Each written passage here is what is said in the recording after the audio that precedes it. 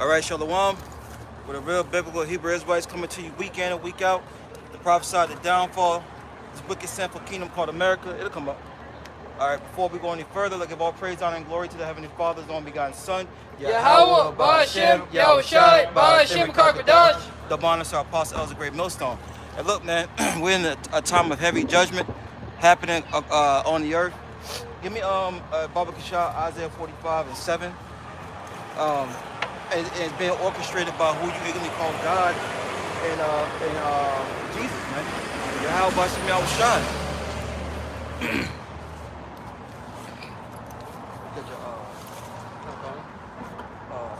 iPhone charger? You have an iPhone charger. All right. This is Isaiah chapter 45, verse 7. I form the light and create darkness. I make peace and create evil. Yep.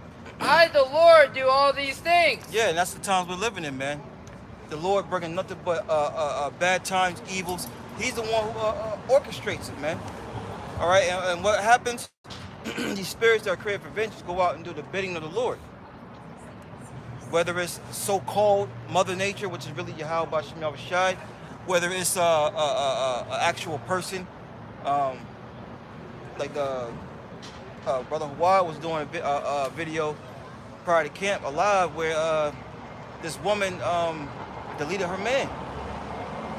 All right, that was a spirit created for vengeance.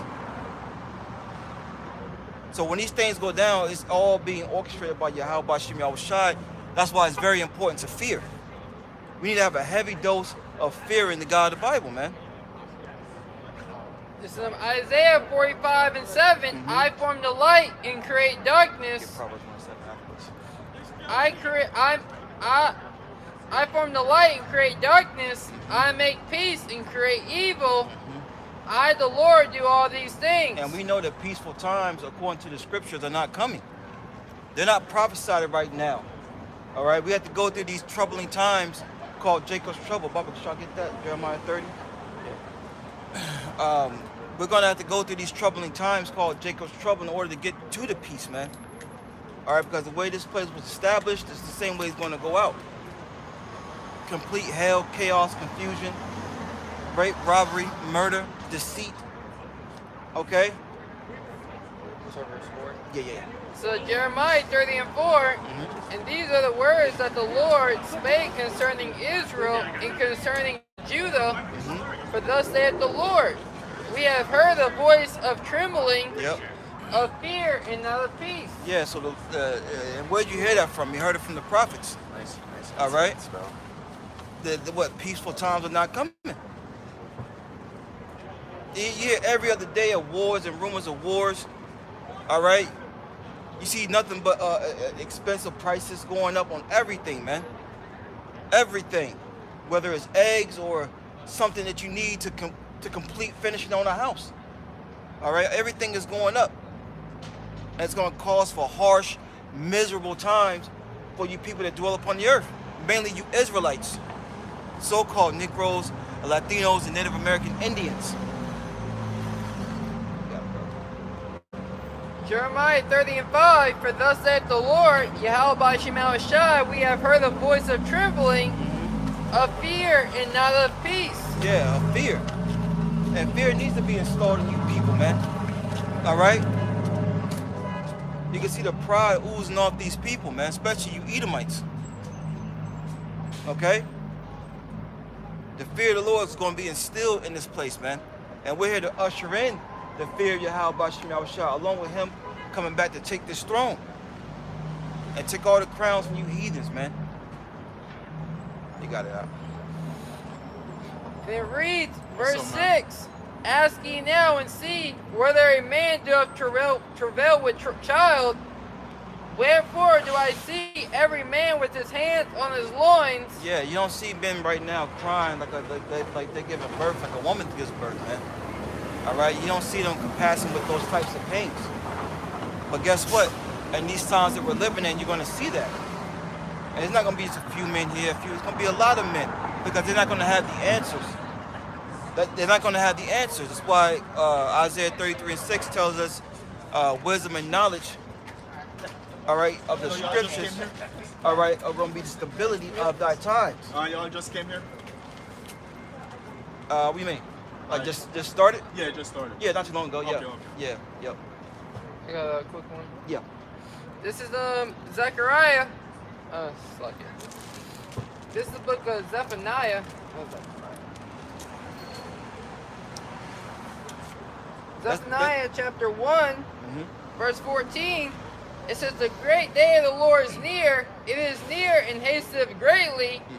Even the voice of the day of the Lord, Yahweh Shemawashai, the mighty men shall cry there bitterly. Yeah, the mighty men shall cry there bitterly.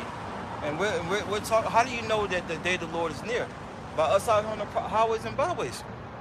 All right, starting off with our head apostles and elders of Great Millstone. All right, their bishops, their elders before them, their high priests before them.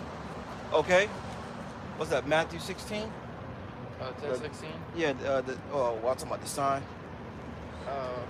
Yep, 16, 4. Yeah. Like If you don't have anything.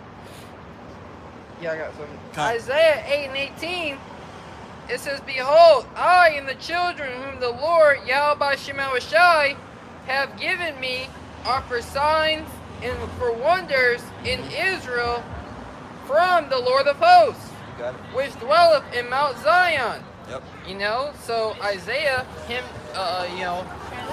is breaking it down to us when the prophets of Yahweh Shemawashai come on the scene. They're a sign, you know, that the Heavenly Father is coming to bring His presence, to bring His word. You know, because before the Lord would do anything, He revealed His secret unto His servants, the prophets. And servants of prophets would then prophesy unto you and then tell you the things that are going to happen before they happen. You know, so the sign is the men. You know, I see my men out there. They're the sign that I'm giving you. You see, and watch how their words that I speak through them come to pass. You see? That's right. That was it. I can go back to. I can get back in Jeremiah. Or Yeah. go Matthew 16. Get Matthew 16, Bob, for sure. Start at the top. Whatever spirit tell you I'm to gonna start at the top. do. Come. This is St. Matthew's. All right, chapter 16, verse 1. It says, the Pharisees also with the Sadducees came, and tempting desired him that he would show forth them a sign from heaven. Yeah, so you know they were desiring that Yahweh Shai would show them a sign from heaven. All right, and then the scripture's going to just pretty much break it down itself. Yeah, because the controversy was he the son of man? Yeah, was he that guy? You know, was he the child of prophecy, so to speak? You know. Yep. And, you know, well, if you are, then prove it. You know, Elijah, you know, we got accounts of Elijah. He called down fire from heaven. You know, Moses caused the sun to stop, you know. So, I mean, well, what can you do for us? How can you prove it? You see?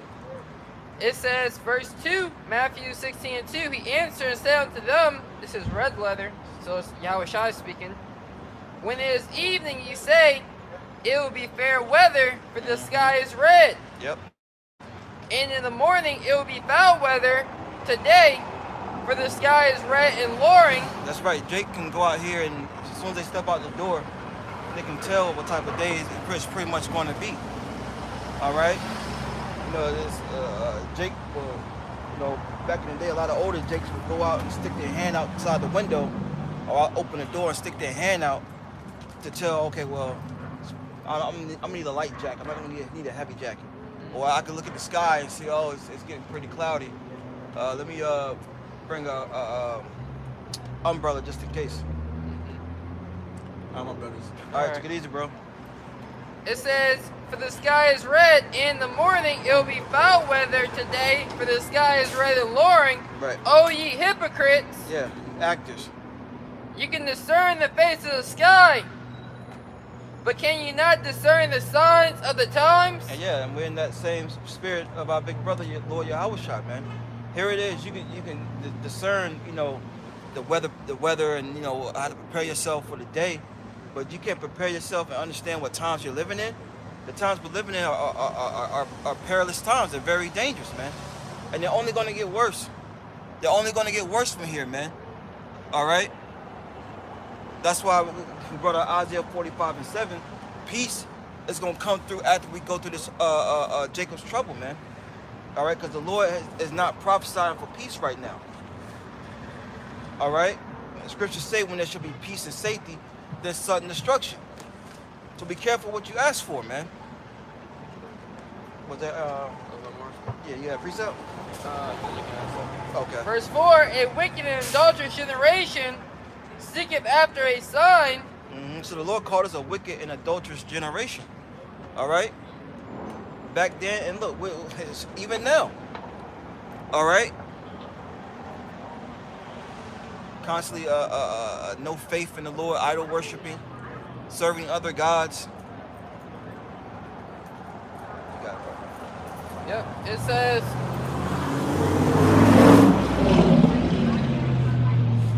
a wicked and adulterous generation seeketh after a sign, but there shall no sign be given unto it, but the sign of the prophet Jonas. And he left them and departed. Now, Jonas prophesied it, man. So that was the sign that's given. That's the sign you're going to get from Yahweh B'Shem Yahushua. You're not going to get some guy up at some building with some gaiters on, some cufflinks, nice tailored suit, telling you about, you know, the true God, the Bible, and when he's coming, about the rapture. No, man. All right? He's going to have men on the highways and byways looking just like you. Right? That's another reason why people don't listen to us, because, you know, we're brothers, we're fathers. All right? We're family members, man. And they see us in the same position that they're in. So why should I listen to you? Yeah, that dude came by last week with his woman. What dude? The dude in the green. Oh, he did? Yeah, he passed by. I think he passed by a couple times last week with his woman. You know, he wanted to see what we were talking about. But you can tell a lot about a man how he steps out the house. This is Second Ezra's. I think he's homeless. I don't know. Second, because you know the men of the Lord, you know, are signs, right? And you're, you know, that's why the scriptures talk about he that cometh to the Most High must believe that He is, right? You must, and, you know, you must believe. Yep. You know, and the scriptures talk about how faith cometh by hearing. You know, I'm just looking at a quick precept. Yep.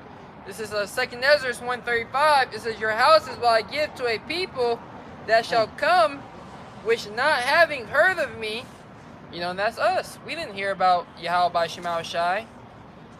You know, we knew about the God of the Bible, you know, but like tells you in Exodus 6:3, you know, we weren't well known, you know, to Yahweh by Shemau Shai.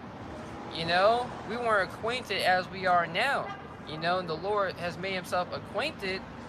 You know, we have become acquainted to Yahweh by Shemau Shai via His men. You know, like it tells you Acts 8:30.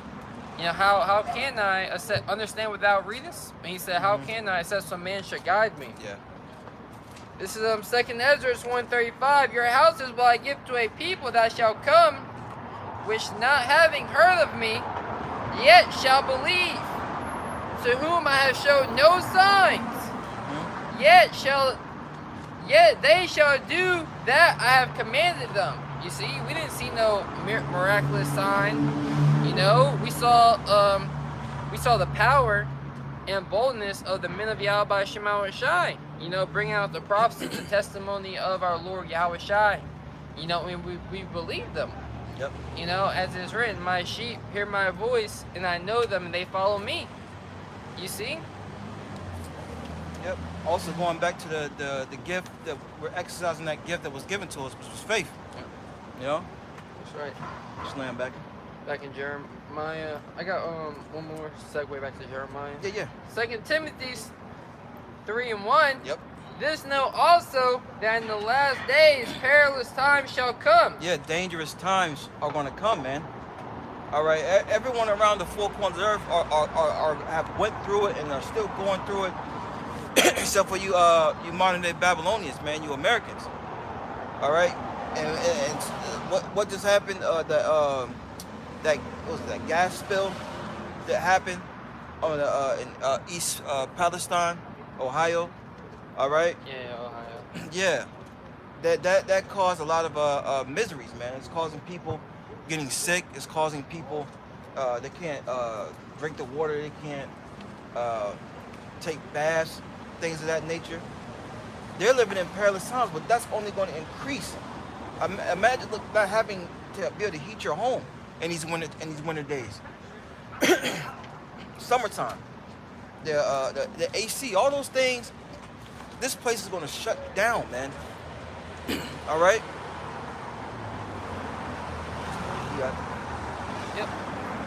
And not only that, but I was watching this. I was watching something, on the, those clouds going to there when it rains down. Those pollution that were in the atmosphere. Yeah. When it rains, it just rains on the people. Yep. So it can hit in different different waves. Yeah. Did you see that video when they threw the rock in the water? Oh no, I didn't. I didn't see it in Ohio. Yeah, there was like they said it's okay for us to bathe and drink this, and they threw a rock in the river where they get I guess to get the water from. And the rock, everything started bubbling up, like you can see the smoke coming up from the water. Yeah, I haven't followed that story too closely, but there was another train derailment. There was two that I think in South Carolina. Jeremiah 30:6, ask ye now and see whether a man does travail with child. Wherefore do I see every man with hands on his loins? Yeah, you don't see that right now, but you will. Men gonna be in here crying their ass off, screaming, hollering, all right, because they're not gonna have any answers, not gonna know what to do, all right, and the spirit is gonna lead them to a sea hipping station, man. That's what all roads lead to at the end of the day. It's gonna lead to them succumbing to the forces of Esau, man. And they're gonna be in line, all right, and they're gonna be sea hip, and then it's over with for them, man. It's gonna be over for them. Ain't gonna be no, working your way out of it, nah, man. That's why it's important to fear Yahweh Shem Yahushua and gather this truth now. I know y'all heard about the oh, it's on my phone. About the they didn't call it hate speech. They called it I know what you're talking about. I forgot what they exactly call it. The exact word that they use, but that's the that's prophecy of Amos 8:11. So it's very important to gather this word now and get this understanding. You looking for it? Well, yeah, it was like they titled it a hate crime. That's what they titled it. Yeah, that's basically what I remember them saying. They were saying that the hate speech was a hate crime. Really, well, yeah, man, that's going to cause us to be taken off these streets, us to be removed from these different platforms. So look, man, Jake, you can play around all you want to, but misinformation. Yeah, they call it misinformation. Yep. Like huh? I got the other one. Yeah. It says the UN Secretary General declares war on disinformation. We must lock up free thinkers. Yeah. So they want to put free thinkers behind bars. But yet you niggas still think you free. Right? You still think you free. You still think, this is the place to be. We're letting you know, man, this man's the devil, man. It said, what beginning that say again? Yep. And this is from the news push, newspunch.com. It says UN Secretary General declares war on disinformation. Disinformation. Why is it disinformation? Because if you don't mind, Baba, could y'all get that definition of disinformation? Because it's not their truth. It's not their truth. If you're not going with the narrative of Esau, Edom, and what he prescribes as being right, then what you're saying is wrong. It's coming straight out of the scriptures. Straight out of the Bible that they have in these courtrooms, all right? They have at the White House. We're coming, thus saith the Lord, thus saith the Bible. Yep. It says this information is false information deliberately spread to deceive people. False information. So they're saying what we're saying is false information, misleading the people. And you would think, you know, right, perfect timing, Esau. Now that, you know, you're coming with your technology, all right, with your grain of rice. Of course, everything that's been spoken by the men of the Lord here at Great Millstone and brothers that are affiliated, we're speaking misinformation. All right, we're not telling the truth. Yep. And they say, I'm gonna go right here. It says the difference. It says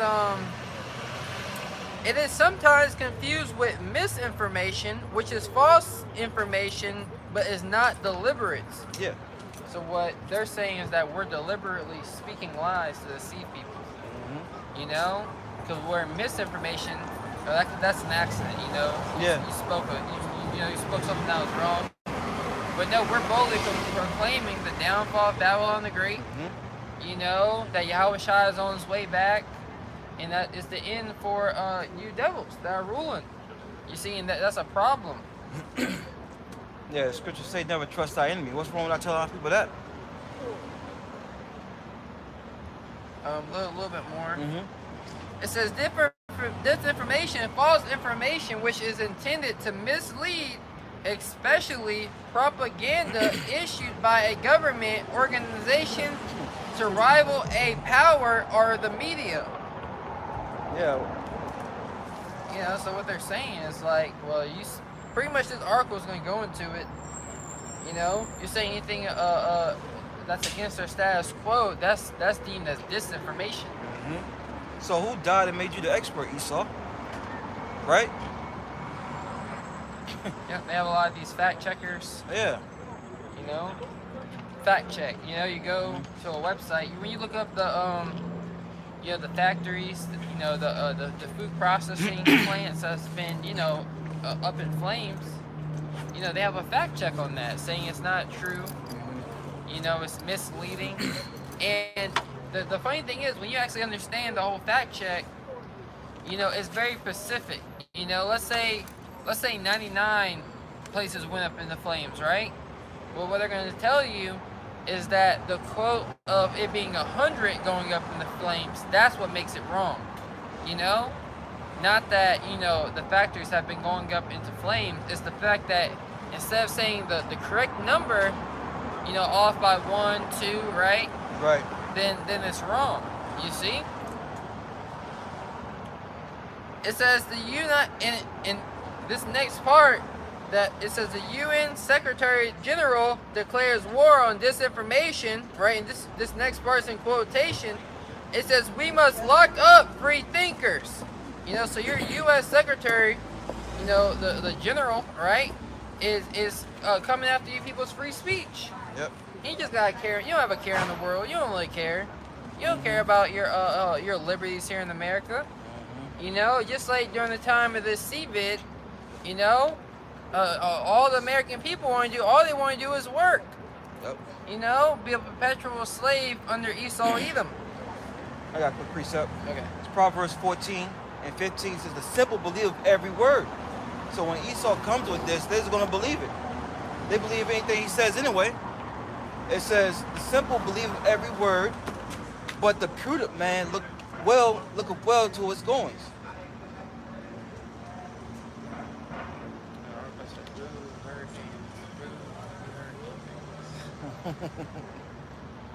Again? Yeah, it's Proverbs 14 and 15. It says the simple believe every word, but the prudent man looketh well to his goings. That's right. The prudent man, you know, he's going to consider what's being spoken. Yep. You know, why somebody say that? You know, he's going to consider what. Let me at least see if those words that they're speaking are true or if they're lies. Yeah. You know, let me consider the words that are being spoken. You know, he's going to look well. A prudent man, he foreseeth ill. A prudent man is a visionary. You know, he's always looking into the future. You know, thinking 5 steps ahead. You know, someone who plays chess, you got to be a couple moves ahead. You know, because there are no takebacks in life. You know, your actions have consequences. Yep. And how you conduct yourself at this very moment is going to dictate what situation that you're in when all hell is breaking loose. You know? So the wise man feareth and departeth from evil, but the fool raggeth and is confident. Rages? Rageth, yeah, slack you. Yeah, so someone who fears Yahweh Shema Shai, you know, he's going to come into the way of understanding and follow the ways of the Lord. You know? But the fool, you know, he's going to be bold. He's going to rage on in his wickedness. He's going to be fully persuaded in his mind that he's right. And at the end of the day, he's going to be found out to be not right. He's going to be found out that judgment's going to come to him. You see? Yep. But just finishing out this article, it says the U.S. has declared war against the spreaders of so-called misinformation, you know, and has urged governments worldwide to punish people who spread non-mainstream views. Look, to punish, right? And what's one of the punishments? To be thrown in prison. All right? And there's no telling what they're going to do to you in there. But that's the devil for you. So do we have free speech? No, we don't.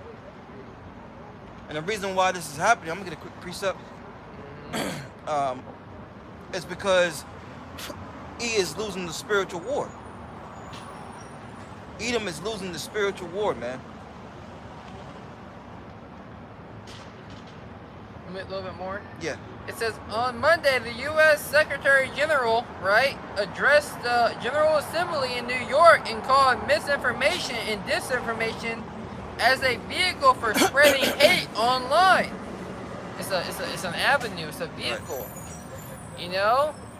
Oh, because people are misinformed or disinformed on purpose. You know, that causes hate. That causes division. You know, amongst citizens of their own country.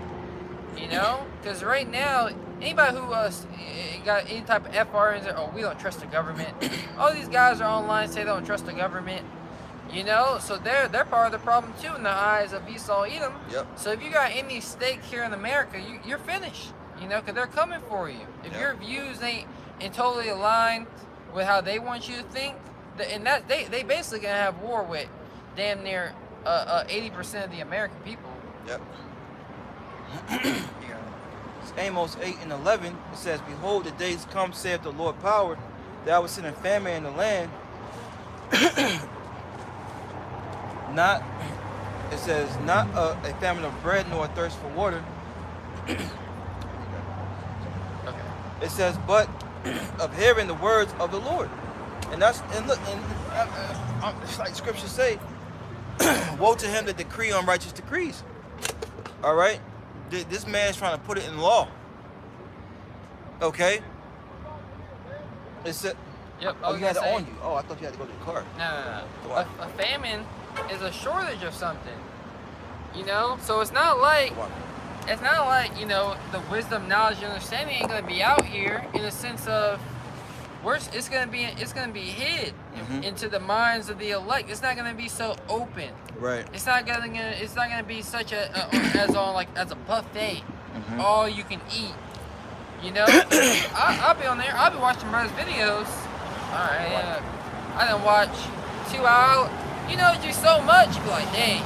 You gotta stop sometimes. Like, I need to get a pencil out. Yeah. I need to take some notes on this. There's a lot, you know. And eventually, you know, all you're gonna have is your notes that you took, and really the Spirit of the Lord. It's like the apostles say, this word gotta be in you. Yep. You know, that's why you gotta constantly be meditating upon these scriptures, watching videos, listening to that video, then going back and just meditating it in your mind. That's right. You know, you remember those song lyrics though.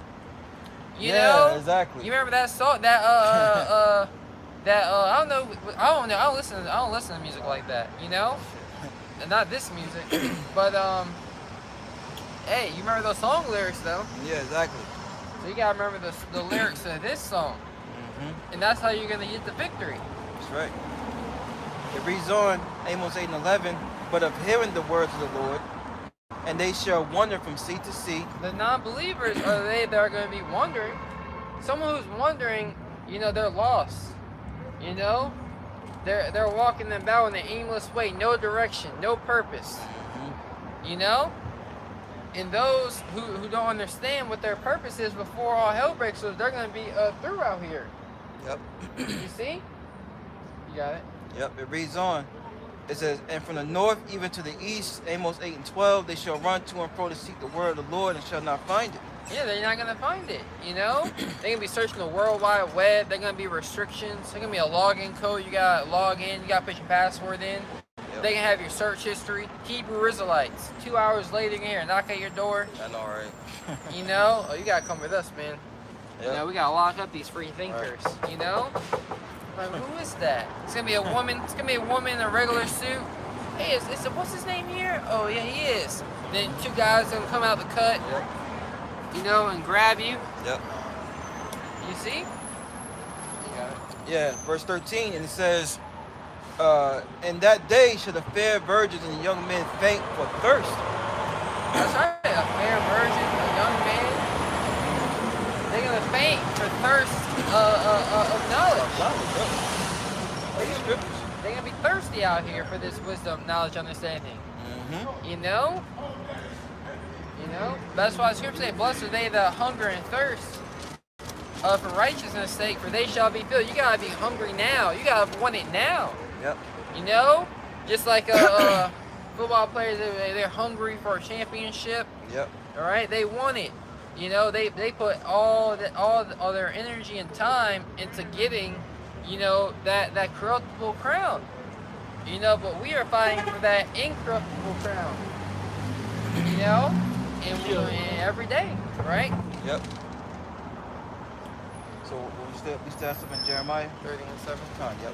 Jeremiah 30 and 7. At last, for that day is great, so that none is like it. It is even the time of Jacob's trouble, but he shall be saved out of it. Yeah, because the Lord always deals with a remnant, all right, and that's what you want to be a part of, the remnant, all right, of Israel. Okay, but like we open up with going once again back to Isaiah 45 and 7, these tough times have to come to pass because it's prophecy. It's been written, and as the Lord thought, so shall it stand. Going back to Isaiah 14th chapter, all right. Is a time of Jacob. Look, you got to own up for what you have done in the earth, man. All the wickedness, all the sins, all the transgressions you have done against the Heavenly Father, all the plotting against your brother, the schemes. Like that song, stay scheming. That's our people, amongst their own people, man. You got to pay for that, man.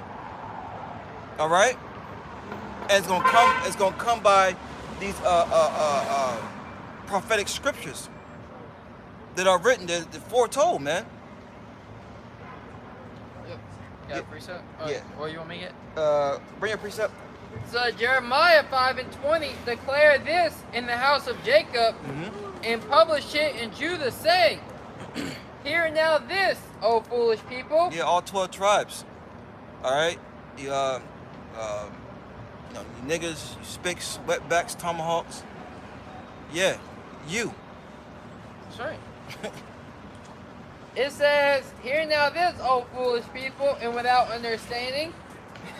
Yep. Which have eyes and see not, which have ears and hear not. Fear ye not me, saith the Lord. Yeah, that's the thing, man. You know, our people fear any and everything up under the sun, but you don't fear the entity that created those things, man. And that's the spirit. I was thinking about that, like, was it yesterday? All right. We're supposed to be in a state of fearing Yahweh Shem Yahushai. Because the way that our people are being taken off this earth today, man, it's in a horrible, gruesome fashion. People getting hit by buses, all right? Bodies splattered, the heart still beating, all right? Get falling into a wood chipper machine, okay, being grinded up. The Heavenly Father is cruel, man. And that's how he's coming back. Was it Isaiah 13? What you got? Yeah, I get that next. It says, fear ye not me, saith the Lord. Will you not tremble at my presence? This is the presence of the Lord right now. All right? What his men prophesying to you with things that are coming down the pipeline. Also, I mean, the Lord's presence is everywhere. I mean, it's keeping it real. But through these what they call natural disasters, through these terrible times, what just happened? That earthquake. All right, we're just gonna say it's an earthquake, 'cause that's what they said it was, right? Earthquake. You know, they said over 30, getting close to 30,000 now. 43,000. 43,000. That's a lot of men, women, children, and babies, man. Yep, that was over 12 hours ago. So you know, you got to check it constantly because the numbers are constantly going up. Yep. Which you know, it ain't hard. It's, you know, 5,700 apartment buildings fell down. I think they said up to 100 people was in each building. So you know that you know, just common sense. You know, right? If only 10% of them died, you know what I mean? That's 57,000 people. Right. You know? Right. But if all of them die, you know, that's getting that 500,000 right there. You know, and I forgot what one of their leaders in Turkey, I believe it's in Turkey. I was watching the article last night, watching a video a brother did, and they suspect that it was Babylon the Great. Yeah. The suspicions. Yep. You know. Yeah, I heard about that too. Just like they have suspicions, you know, that they have suspicions that the Nord pipeline, you know, was through America. I think that hurt Western Europe, you know.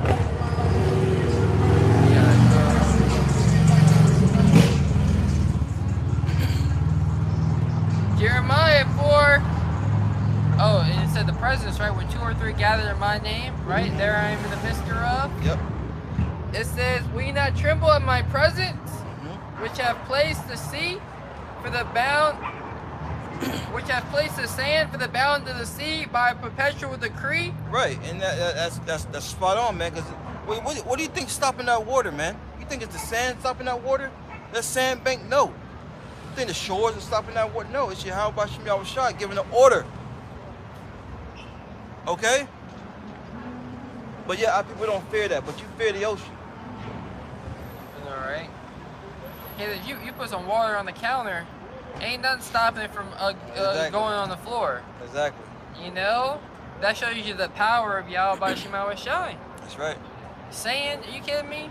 That little Right. Yeah, exactly. That sand chilling. Yeah. You know? It says, which have placed the sand for the bound of the sea by a perpetual decree. Ongoing. That it cannot pass. And though the waves thereof toss themselves. Yeah, they toss themselves. They get real ferocious, like they're gonna do something. They're very, very threatening, right? That's right. And But that's yeah. Jake. Yep. You know? Yep. You kidding me? Yep. You know? But a lot of them be trying to get jumped in. You know, you gotta show us that you tough. You know? You know, go for 5 seconds. Right. Niggas is lame, bro. They stop because they phone fail. Yeah. You know, why they ain't go in the cut? Yeah. Jake a bunch of animals. You're animals. She's gonna break it up. Break it up, right? Nigga Yeah, break it woman. up. Yeah, she look. The nigga woman about Look. to stop. Yeah, because she don't want it. Oh my gosh. You see why they're a bunch of animals? Yeah, you see why Esau want to lock them up. Just for the camera's sake, you know, we just saw gang initiation, you know, right in front of us. Gang initiation. Yeah. Fucking, they got beef when they hanging out. Yeah, yeah. But anyway, let's just Oh my get god. on back into it. Jeremiah. Jeremiah chapter 5. Verse 22. Uh-huh. And it reads, and though the waves thereof toss themselves, yet they cannot prevail. Hey, it's just a side note. That's the Israelites, man. That's how you know the Israelites are, man. Those are curses right there upon our people. You know? You don't see Amalek like that fighting amongst you. You know what I'm saying? All right. You know, because I want to get into, it said the waves, right? Yeah, it's The like, waves toss themselves, so Yep. it can seem like they're rebelling. You know, 'cause they're not calm. They're trying to break that boundary. yeah, You know, and that's Jake. You know, yep, and Jake is trying to break, you know, and pass over the boundaries of Yahweh Shema Shai, and judgment's gonna eventually come upon them. yep, You know, but the waves, the sea, you know, they'll never pass. yep. You know, they got a decree, dude, don't pass this line. Don't pass All this right, line, cool. yeah. You know, and they don't. But Jake, they pass on over. You know, are you mightier than the sea? Right, You know? Right. Are you mightier than Yahweh Shema Shai? that's right. Here you go. Yeah. Hello. This is Jeremiah chapter 4, chapter 5. Yes. Slack if I've been saying chapter 4. Jeremiah chapter 5, verse 22. Yet can they not prevail, though they roar, yet can they not pass over it. That's right, man. Why? Because they're in obedience in order to Yahweh Shema Shai, man. You guys All want right. some eats? Oh, no, man. No thanks, man. No, we got meat. Yeah, no thanks, man. You sure? Nah, we're For good, free. You man. ain't got to show nothing. We appreciate it, man. All right.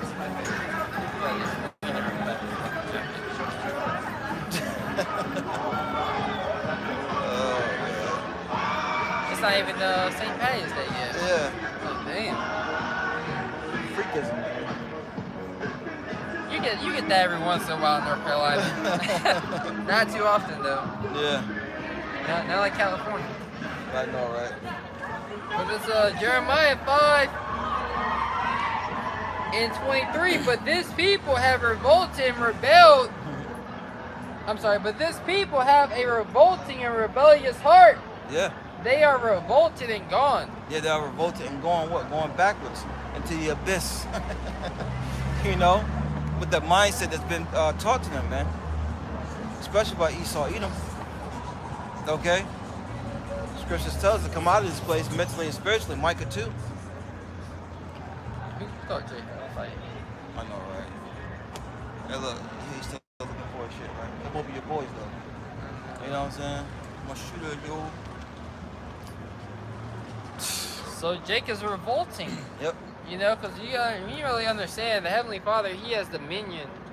You know, the earth is under His dominion, under Yep. His rule, under His authority. Yep.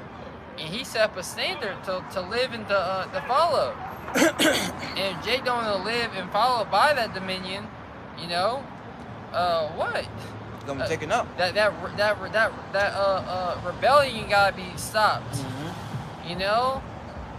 And you saw any move, they always gotta stop the rebellion. Yep. You know? That's right. Let's go to Amos 5. Okay. 5 and 20 or 18. Because the Lord got something prescribed for the ones of our people who are in a revolting, rebellious state that don't want to come back to fearing Him, having faith, and looking to the Lord as our salvation. Hey, look, Hashman's here. You got This is Amos chapter 5, verse 18. Woe unto you that desire the day of the Lord. To what end is it for you? yeah. So Scripture says, "Woe means destruction unto our people that desire the day of the Lord," because contrary to popular belief, they don't understand what it really consists of, man. That day consists of the Lord coming back and beaming them up.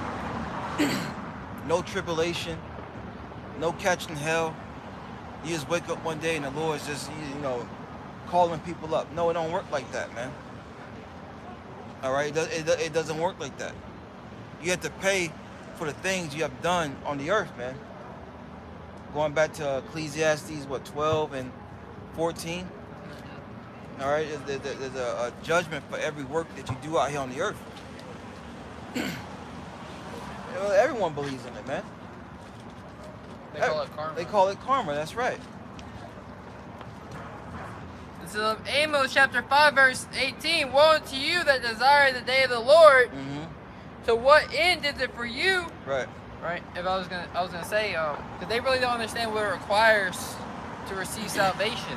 Yep. You know, that's what we're out here to tell our people. You know, these are things, these are requirements, you know, to fear the Lord, you know, to depart from evil, you know, and to believe that Yahweh Shai is coming back.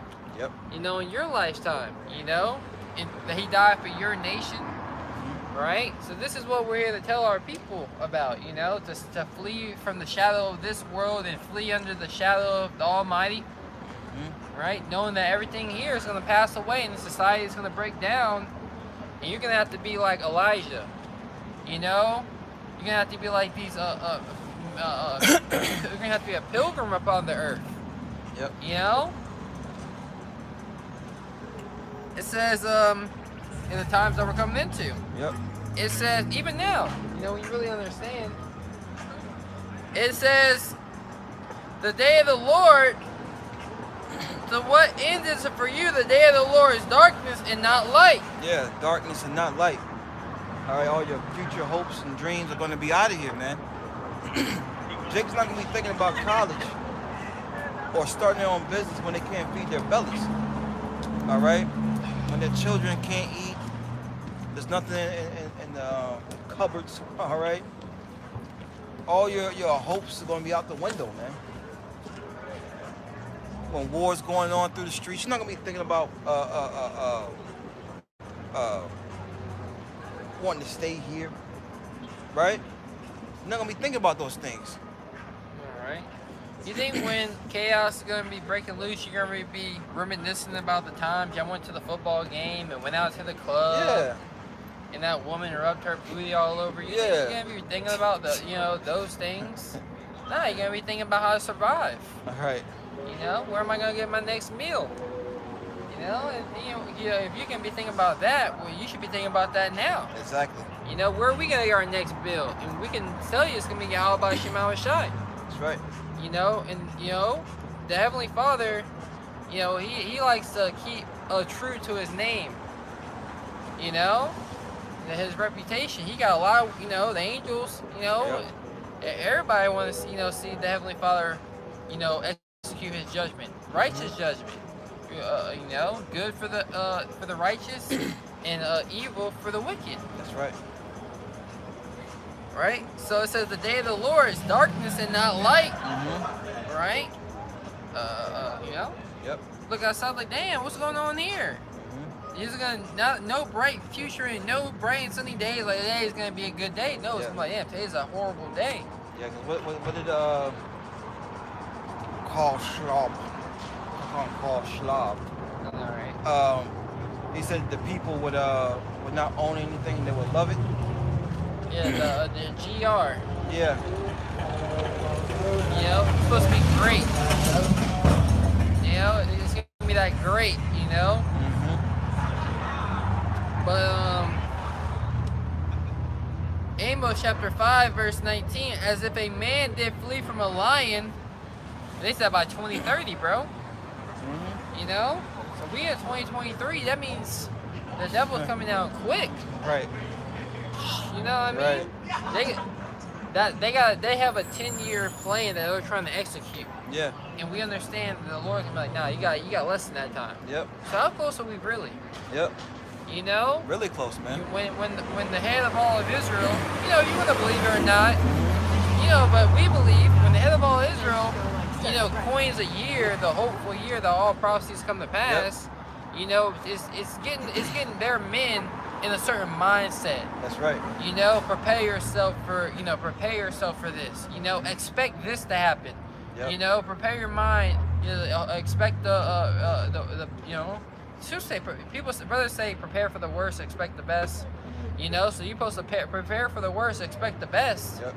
You know. Well, that's what we're doing. We're preparing for the worst by coming out here. Yep. And by us doing that, we're, you know, Yep. we still expect the best. You know, the mercy to be out by Shema Shai. That's right. But yeah, we're preparing for the worst, like you said. All right.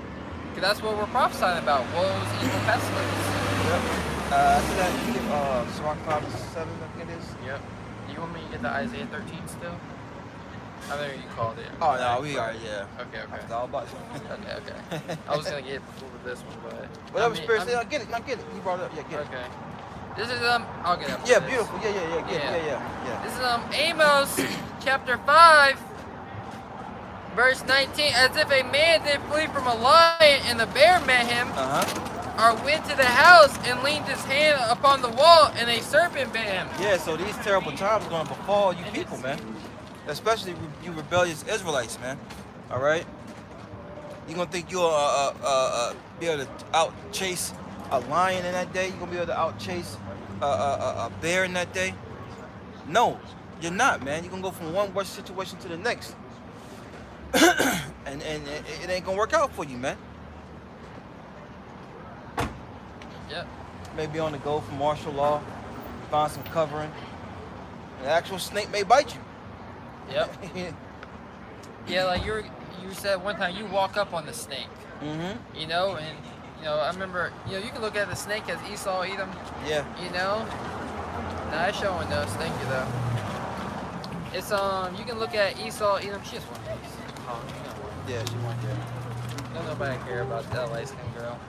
I can't remember. She look like. I remember. Pink hair? Lashes. Yeah, She pink hair or something like that. that? Lashes. Can't even remember. Yeah. She that unimportant. Yeah. But Yahweh Shema Shai, the serpent can represent, any, we'll say it like this, anything really. But our people are gonna be walking down to Esau Edom, which he is likened unto a serpent in the scriptures, right? Yep. Forked tongue. For help. They're gonna go down for him for house, for protection, for a hedge, right? Because the house represents, you lean your hand upon the wall, you're trying to catch your breath, some type of ease, and the house represents a covering, right? So you're gonna run down to Esau Edom for some type of covering, some type of help, and he's gonna bite you, right? Right. With that MOT to the B, that C hip, and that's gonna be a slow death. Because it's going to lead to those thermonuclear destruction. And the scripts talk about in Revelation 16 that grievous sword.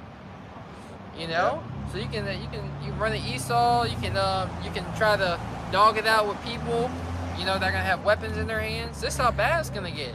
I got a quick one since you said that. Okay. Isaiah 30:1, it says, "Woe to them that go down to Egypt for help, and stay upon horses and trust in chariots, because there are many." That's right. So you go down to Egypt, America, for help. You trust in their power system because, of course, they're going to have a solution. Yep. They're the ones causing the problem. Yep. You think they're not going to come with a solution? Everything they come out with, because they were talking that train derailing, right? Yeah. They were saying that, oh, don't worry, we can get a juicy juice for that. That's what they were saying. They're like, to solve that problem, we'll get you guys a juicy juice. Right.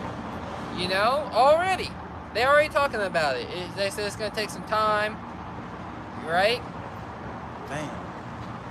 Yeah, it reads on Isaiah 31:1, because they are many, and their horsemen, because they are very strong, but they look not unto the Holy One of Israel, neither seek the Lord. That's right, but they look not unto the Holy One of Israel. Yep. Yahweh Shema Shai. You're not seeking the Lord. And that's like the most important thing anyone could be doing, seeking the Lord. As an Israelite. As an Israelite, as the children of the Most High, you should be seeking the Lord because, when you really understand, the small understanding that we have of the glory of Yahweh Shema Shai, that's a great king right there. He has his angels in the heaven. That's his foot soldiers that's going to come down and protect you. That's very comforting when you really understand that. Yep. So that's what our people should be looking towards, the Holy One of Israel. That's why trust not in princes. Yep. Put not therefore your confidence in man. Yep. We're supposed to be putting our confidence in Yahweh Shema Shai. That takes faith. That's right. Just like the apostles and others, they always say, we can't save you. Yeah. They're not here to say, don't worry, we're the way. They're not. They're here to show us and teach us. How to do this thing, how to please Yahweh by Hashem Yahweh Shai. That's right. That was it on that. All right, just finishing it off. Amos chapter 5, verse 20. It says, "Shall not the day of the Lord be darkness and not light, even very dark and no brightness in it?" Why is that? Because the day of the Lord is cruel. It's gonna be cruel, man. So in Isaiah 13. Yeah, my God. forget it. Yeah. You know, you're not gonna have a foreseeable future. All right, when these prophecies are hitting you left and right, man. No brightness. Yeah. You know? You're in a fight, and you're in a boxing ring, you get hit left, right. After a moment, you're not seeing nothing but stars. Yep, you're gonna black out. You're gonna black out. Which a lot of people, they don't really understand what life is all about. You know? Esau Edom has the people in a very low vibration. You know, these people have spirits on them. Yeah. You know? So when brothers traveling, brothers gotta be wise. You know, you see a group of niggas, you gotta turn around. Yeah. Oh, I got the Lord on my side. Alright, you gotta use wisdom too, you know? Yep. I turn my ass around, see a group of niggas. Yep. You know, you might be able to take 3-4 of them out. Who cares? Who cares? You know? We're supposed to be wise as serpents, harmless as doves. That's right. This is Isaiah 13 and verse 9. Yeah. Behold, the day of the Lord cometh cruel. Let me just want to start with yes. I was gonna start at 9. Okay. Well, I'm gonna start at 6 and jump to 9. Yeah. Isaiah 13:6. Howl ye, for the day of the Lord is at hand. It shall come as a destruction from the Almighty. Yeah. Just see once again Isaiah 45:7. All right. Peace and evil. All right. It's gonna come as a destruction. All right. Destruction is gonna bring evil times. Eve meaning time, ill meaning bad. Amongst who? Israel. Okay. Yep. And it's ultimately gonna lead to nuclear destruction. Yeah, exactly. You know? Yep.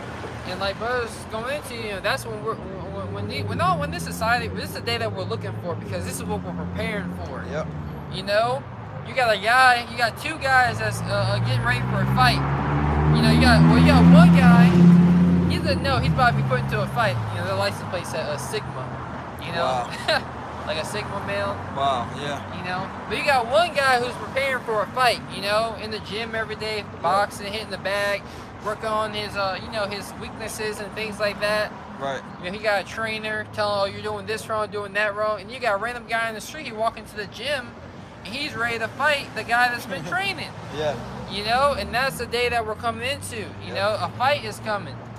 You know, you're gonna have the guy that's been preparing himself, you know, dedicating his life over these last couple of months, weeks, or years, however long a brother been in the faith. Right. You know, preparing for all hell to break loose. You got random Jake, don't know what the hell's going on. Who do you think is gonna thrive? Who do you think is gonna shine? Right. Why do you think the scripture say 7 women should take hold of one man? Because they're gonna see competence in that man. They're gonna see, okay, this guy got his things together. Yeah, so they're going to be cleaving on women are attracted to power. You know? Isaiah 13:9, behold, the day of the Lord cometh cruel, both with wrath and fierce anger. Yeah, so the scripture is saying the Lord's coming back bloodthirsty. When you go into that word cruel, it means savage, bloodthirsty. That's how Hopefully cause of pain. Yeah, that too. That's how the Lord's coming back, man. I mean, and that doesn't put fear in you. I don't know what it does. Yes. We're fast. You know, this man stops the sea. Remember, the sea obeys Yahweh Shemel Shai. All right, the sun. Yeah. All right. You got it. Yep, I'll No, read I it. think you say something. Yeah, that's cool. Behold, the day of the Lord cometh cruel. Oh, yeah, I was going to say, the day of the Lord is burning in the Heavenly Father, in Yahweh Shai's heart. Day of vengeance burneth in my heart. Yep. You know, Yahweh Shai, he's heated. That's right. You know, why do you think judgment, you know, brothers that are in the, why do you think judgment happens to people around you so fast? Mm-hmm. You know, I give testimony, brothers too. Oh yeah. Right? You send curses up on your supervisor, boss, the next day they're super nice to you. Yep. You know, you don't know what happened to them because I had a dream with you, the Lord. You know, that's your spirit crying out to Yahweh Shema Shai. Yeah, You know? I seen the curses on one employee, coworker, Mm-hmm. and a big bin ran over. Like a trash bin ran over. Damn. Yep, I sent up curses on them. One of my coworkers. This thing came back with a boot on. He tore his Achilles. See? You know? Yep. We're not just sitting cursing up on everybody. It was like Yeah. they offended us. You know? Yep. I was heated, you know? I was being all calm, collective. I was like, just disrespectful, you know? Jake is mad disrespectful, you know? Instead of getting carnal, I just, in that moment, I sent him curses and just kept about my day. You know? And then 2 weeks later, they came back with a boot. Achilles was torn. I was like, damn, you good? He was super nice to me after that. You know? But hey. Come on. Isaiah 13:9, behold, the day of the Lord cometh cruel. So if the Lord doing that now on the small scale, how much is he going to do, pour out his indignation when all hell breaks loose? When the doors of mercy for the masses are shut? You see? The majority of the people, I'll say, as this word is freely out there. I got some real quick. Okay. Because I'm just going to the fact of how much death is going to be. This is Psalms 91, and it says, I'll start at 7, it says, 1,000 shall fall at thy side and 10,000 at thy right hand. It's going to the massive death that's going to happen. That's right, 1,000 people fall by, right, you know, here it is, you're in the city. You know, when you're, when judgment is going on like that, you're like, damn. You know, dangerous situations. And, you know, you can hear gunshots from blocks away. Then you hear gunshots get closer and closer. And you're going to be a little nervous. You in the flesh, too. You're going to hear adrenaline going to be pumping. And, you know, you're going to have to call on Yahweh Shema Shai and be confident in what next situation happened. And you got to remember these precepts to comfort you. You can't be like, oh, get under the bed. You know what I mean? Like, you got to, you know, dip real quick. You know what I mean? But you got to use wisdom wherever situation brothers are in. But you're not going to be, oh my gosh. You're not going to be like a woman. You got to be bold, you know? You got to be confident in what Yahweh Shema Shai promised us. Yeah, because 7 women ain't going to be around no man like that. I know, right? Oh. You know, like woman, you know, you do one thing wrong, you turn her off. You know? Yeah. Like, oh, wow, never mind. I don't know what happened. Yeah. The woman could be gawking you from afar. You walk up, maybe stutter when you try to talk to her. That's right. You know? That's right. You guys have a charger for this? And it reads on. It says, Psalms 91:7, 1,000. That's a lot of people. Shall fall at thy side and 10,000 at thy right hand, but it shall not come nigh thee. That's right. Those are the times that we're coming into. Brothers in major cities, right? You know, death is going to be all around you. Yep. From blocks on in. Dead bodies lie in the streets. You know, scriptures talk about how their dead bodies should lie, you know, as a carcass, as like a dead animal, just be lying out there. That's going to be your body. That's a shameful death. Yep. You know? That's right. That was the point I was wanting to hit. Yes, but it's not going to come nigh those that believe and trust in the names of Yahweh Shema Shai. That should give you, you know, comfort. You know, brothers gotta be, you know, I mean, I gotta work tomorrow. You know, it's just like, damn. I mean, you know, I was meditating on that. You know, hope deferred maketh the heart sick. You know, you be like, oh, you see all these things happen, and you be like, this thing happening. We out here in a couple weeks. You know, now, you know, things are gonna break out. But you know, you go to work for a couple of weeks, but you just gotta continue to watch and continue to be hopeful, and know that we in the best case scenario. Yep. Isaiah 13:9, behold, the day of the Lord cometh cruel, both with wrath and fierce anger. Yeah, all right. It says to lay the land desolate. Right, uninhabitable. That's how this land's gonna be laid, man. It's gonna be done with fire, thermonuclear missiles, man. 2nd Ezra 16 goes into that. The Lord told us in Amos 9th chapter, He's gonna destroy that wicked and sinful kingdom. And if you can't tell by now what that wicked and sinful kingdom is, I don't know what to tell you, man. Like they always say, fast, pray, go on a fast, you know? Yeah, you got to, because, you know, you should, brothers should be, if you just found out about the truth, you brothers should be fasting as much as you can, you know? So brothers should be fasting more, praying more, you know, asking to pray, praying all the time, you know? Yep. You know? Your brothers constantly gotta be praying. You wonder why things ain't going your way because you ain't praying enough. You know, situations, hard times come your way, so you can pray. Yep.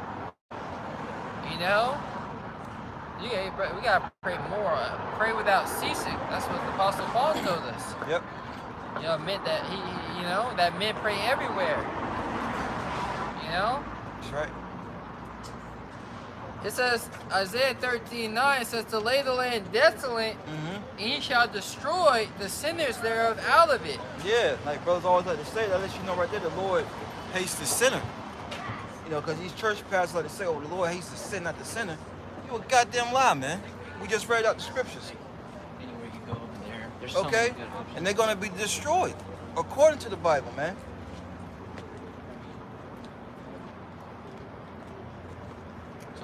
Yes, Rock 5. That guy weird as hell. Sirach chapter 5 verse 7. Make no tearing to turn to the Lord. So we've been reading scriptures to back this up right here, man. All right, bad times are coming, evil's coming. The Lord's coming back, cruel, bloodthirsty. But yeah, our people, only thing they care about is a honey chicken sandwich. You know, some honey on their biscuit. They care about the playoffs. Playoffs? What do you mean playoffs? They care about any and everything except for seeking their God, seeking their power. But they're gonna seek them too late. And that's gonna be a cold day, man. Sirach chapter 5 verse 7. Make no tearing to turn to the Lord. That's right. You know, you don't have all day because the prophecies are rolling. Habakkuk, the 2nd chapter, tells us that, man. Though it tarry, wait for it, but it shall surely come, it shall not tarry. And we're seeing it not tarry, man. All right, they're setting up stations to where you can just, you know, go in and wave your 5 fingers, you know. And that's how you're paying for your food. A palm reader. Yeah. Yeah, they have the palm readers and the Whole Foods. You know, now they have this thing. So they have these new business cards.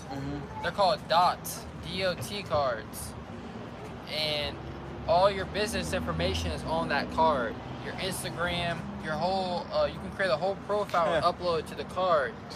So whenever you see someone on the street, you know, you got a smartphone, you can tap your business card onto their smartphone, and they'll get a link to all your information, to your whether it be your Instagram, you want them to have your Instagram, you want them to have a contact, one of your contacts saved to you. Right. All you gotta do is take that card and tap it to the you know, to the back of the phone. Wow. You know, so that technology, that, you know, it's a tap card, you know? It's that, but all this technology they're coming out with, just like over there in San Francisco, the BART train station is all digital. You know? You gotta use, you know, they got the app, you know? You can't pay cash anymore to go on the train or to go on the bus. Right. You know? Over there in San Francisco. So they're constantly bringing in the information. Over there in Houston, Texas, right? You have an animal, you have to have a chip inside of it. You know? First the animals and then the people. You know? Wow. And everybody's just like, okay, you know, it ain't gonna come over here. You know? That's what everybody believes. Yep. But it is. These are the days that we're coming into. That's why you shouldn't be tearing. You shouldn't wait to turn to Yahweh Shema Shai. As our scripture also said, be not ignorant of a small or great matter. You know? Couldn't find it. Yeah. I know it's in Sirach. Yeah, you just gotta type in some keywords like small, great. Like, yeah, I get it. I think it's Sirach, but Sirach. I got it. Yeah. Sirach chapter 5, verse 15. Yeah. It says, be not ignorant of anything. In a great matter or a small. That's right. I just wanted to hit that point because, you know, scripture said make no tearing to turn to the Lord, right? There's a reason why, because things are going to get ready to play out in the earth like we was going into.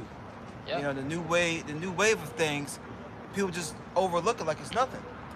Yep, that's what Scripture says. My people are destroyed for a lack of knowledge. Not only the knowledge of the Holy Scriptures, but the lack of the knowledge that their enemy has some diabolical plan, a very evil plan to come against them. You know, to put a C-hip inside of them. Yep. Right? This is what Jake is lacking in. If they understood what that was coming, which some Jakes do and they bug out. Yeah. You know, they think they can figure it out. A lot of the American people, they don't think the military is gonna come here. They just think it's gonna be, you know, politicians trying to implement it. Yeah. They don't realize that war is gonna come knocking at their door. That's right. You know?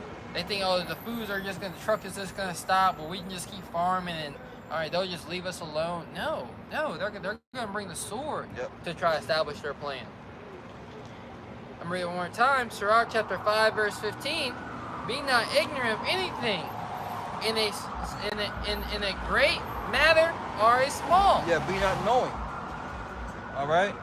Ignorant, you don't know. And the Lord tells, look, you know, don't be not knowing of anything of a small or great matter, because it matters. Especially in the kingdom being ran by the wicked, ran by the devil, the deceiver. Hell yeah. You know, it's called read the fine print, man. All right? That's right. This is Sirach chapter 5, verse 7. Make no tarrying to turn to the Lord, and put not off from day to day. Yeah, you don't have all day to seek the Lord. Like Elder Manatazabah likes to say, Time sensitive. time sensitive, baby. You know, the sand in the hourglass is rapidly running out. All right? And then once that sand is gone and reached the bottom, hey, look, you know, the Lord got the angels holding back the four winds of the earth, man. All right? Holding back the destruction to the elect. Got this word sealed in them, man. That's when it's going to be too late, man. All right? Yeah, a definition of time sensitive. Yep. Time sensitive, right? It's an adjective used to describe a product that has to be delivered by a particular time, or information that is only useful for a particular time. Yeah. You know, so the minute of Yahweh Shema Shai is only going to be here for a particular time. There's a ticking time, you know. There's a appointed time that Yahweh Shema Shai has declared that we're going to be taken off the streets, right? So this message being delivered and going on the highways and hedges, freely getting this message, where it's very sensitive. You know, there's a ticking clock upon this this time. Right. You know, there's a ticking clock going down every day. And brother C, I mean, you look up, right? Yep. We in the mid of February of 2023. You know, we already in the you know. We mid-February, before you know it, we're gonna be in March. Yep. Then the third month. We in the start of the third month, so-called month, right? So it's called third month of the so-called new year, right? That tells you how fast time is going. That tells you how short of a time that you have. Yep. You know, so you can't put it off from day to day. Oh, I'm gonna get to it later. Yeah, no. You know, you got a to-do list. You know, because you seem like you're always busy in America. You always got something to do, right? So you create a to-do list, you know, with the seeking the Lord. You know, it's 10 o'clock. You know, I only got time to watch a lesson. I'm going to watch that lesson tomorrow. Yep. And before you know it, 2 weeks, a month, you forgot about it. Yep. You know, and before you know it, oh, shit, what's happening over there? War? Yep. Damn, I remember, I got to watch those videos. Yep. Go on the internet. And I remember the brother said the channel was this. You know? I remember the brother said the channel was this. You know? Yeah, and that was you made a great point, you know, especially when it comes to the videos, it's very important. Like, you know, I feel like if I haven't watched a video all day, I feel like I'm lost in Israel. Yeah. You know, I'm lost in the Word. You know, what's going on? I'm lost in Israel. Hello. Because something's happening every day. Yep. You know, you miss one day, you be like, what did Wi-Fi say? Yeah. You know, who's Wi-Fi? Yeah. You know? Whole week went by. Who's Turkey? Yeah, exactly. What happened in Turkey, brother? Exactly. You asked brother what happened in Turkey. He don't know. You like, what you been doing last week? Show him up. what you been doing? Right. That's right. You know, so communicating, you Yep. know, constantly watching, constantly on your watch. Sirach chapter 5 verse 7. Yep. For suddenly shall the wrath of the Lord come forth. Yeah, suddenly he wasn't expecting it. All right? Oh, he fell all of a sudden. He wasn't expecting it. That's how the Lord's going to come and catch our people off guard. All right? Yep. What the scripture tells us in Matthew about that good servant, you know, Yeah. when his Lord cometh, find him doing. That's All where I right, was well. to get something like that. That's spirit. Go ahead. This is I go straight to the point. This Yeah. is St. Mark 13 and 37. Oh, I'm sorry, 35. Watch ye therefore, for you know not when the master of the house cometh at evening, or at midnight, or at the cock crowing, or in the morning, lest coming suddenly he find you sleeping. Yeah, and that's the state he's going to find a lot of our people. He's going to find them sleeping off and being Muslims, sleeping off and being Catholics, Baptists, Methodists, being niggas in the world, being spicks, tomahawks. Yep. All right. Still being technically a BHI because they were Yep. never truly born again. That's right. You know, and I did a lesson. Spirit had me meditate on this. I did a slight lesson on it. You know, these watchmen have a lot of blood in their hands because you know you're sleeping, right? You know, you got a watchman set up. He's supposed to watch for the enemy, and you Yep. expecting him to wake you up before the enemy comes, so you have time to get yourself ready, Yep. prepare for yourself, and head and run to the strong tower in the city. You know, but these watchmen, they not doing that. Dumb dogs. Yeah, they not barking, they not warning. Yep. So even they in Israel are gonna get caught up off guard. Just because you know you're Israelite don't mean you really know how close we are. Right. You know, they have a little unction. They're like, hey, you hear Yeah. the rattling, the ground shaking. Yeah. You be like, the ground shaking. So you ask the watchman, is anything coming? He's Ah. like, nah, go back to sleep. Yeah. We good. Nah, we good. You know, they're not trying to see up everybody. Right. You know. We gotta Oh, eat. Remember? Yeah, you know. They're not telling you none of those things. Right. Come on, Jake. It says, least coming suddenly he find you sleeping, and will I say unto you, I say unto all, watch. Yeah. And look, that's what we're saying. We say it to ourselves, we say it to you as well. You know, you sincere followers, believers, all right? To our people in general, you supposed to be watching, man. Watching for the words of Yahweh Shah to come to pass, man. Because this ain't it. This ain't it. If we leave it to this generation, man, yo, we're finished. He's all gonna roll on them. Roll on quick, man. That's gonna be quick lunch meat. You know what I'm saying? All right. These people gonna fold, man. A lot of people know that, you know. So war is gonna come. Oh my God. What is going on? Not this.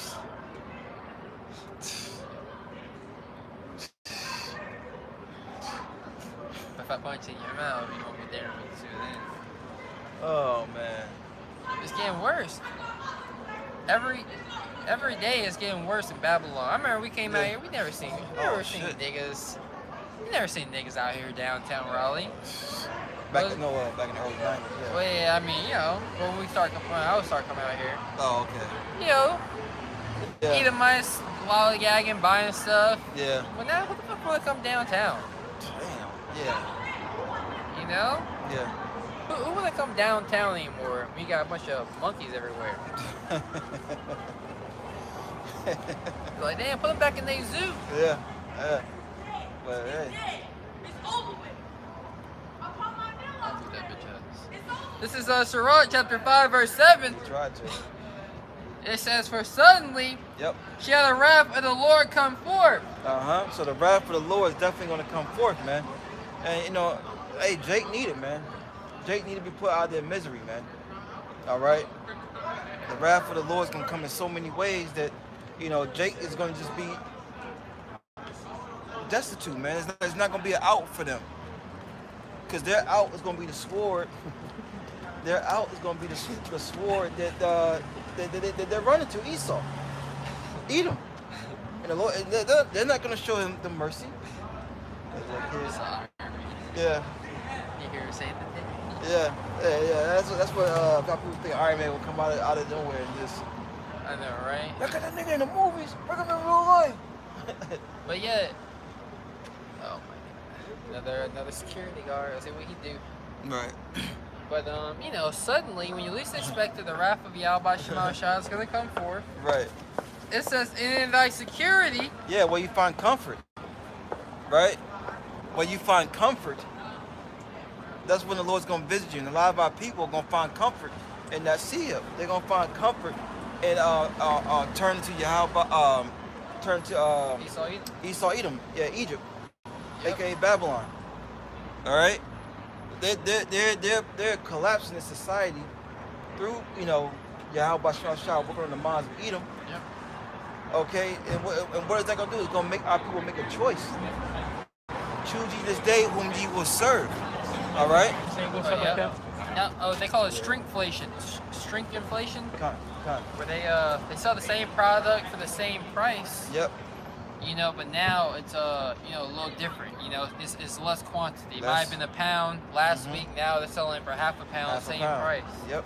You know, so that way you, the consumer, don't have to pay more. You just get a little less. Thanks for supporting us. Yeah. Yep. You know.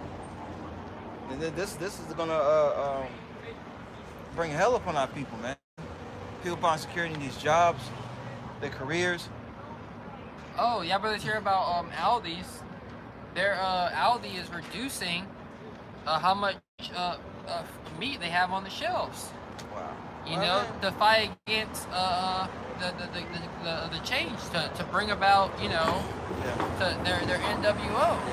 Yeah, that's the mindset behind it, because it starts with Aldi. Oh, Aldi. No, they're a small corporation. They're not big. Yeah. You know, they just got a little bit of neighborhood stuff. You know, Aldi's, they're a smaller grocery store. So it starts with, I think it was Lidl or Aldi's. Lidl, yeah. Especially if we get there at 5. And they're in the same boat as Aldi, right? Same difference. Same difference, right? Yep. So they start limiting their meat selection. That's telling you that, you know, we're slowly getting there. Yep. You know? Yep. So in your security, right? Sirach 5:7, in thy security thou shalt be destroyed. And perish in the day of vengeance. And perish in the day of vengeance. That's what's coming. That's what's coming. That's what's coming. Vengeance. Vengeance. Vengeance from who? Vengeance from the Lord. Because contrary to popular belief, the Israelites have not been living the life, all right, that the Lord has commanded you to live. He commanded you to keep his ways. And you chose not to. So what does a parent do? What does a father do when their child gets out of order, doesn't listen? Brings the belt. Brings it, man. You know? And that belt is coming in different forms. It's going to come through Esau. It's going to come through pestilence, diseases. All right? Right? It's the belt starting now, right? Because in Israel, if you, after you got the belt a few times, he still didn't want to listen. He was brought to the elders of the town. He was stoned. You know? So a great stoning is coming for the wicked children of Israel. Yep. You know? Get Isaiah 58, Bob, shop your hand. I got to click on it real quick. Yep. You know, trusting in man, right? Oh yeah, Jeremiah 17. Yep, Jeremiah 17:5. Thus saith the Lord, Yahweh Shema Shai, cursed be the man that trusteth in man. Yeah, curse. When you curse someone, you're wishing pain to come upon them. All right. So the Lord's telling, look, you gonna trust in man. All right. Well, pain's coming your way. Yep, Evils. It says, cursed be the man that trusteth in man, and maketh flesh his arm, and whose heart departed from the Lord. Yeah, so they want to make man their strength. Well, our strength is in Yahweh Shema Shai. Ain't no way around it, man. Yep. And whose mind has departed. All right, they left. They took the exit door, right? You know, the world says, party over here, Nate. It's party over here. And our people took it, man.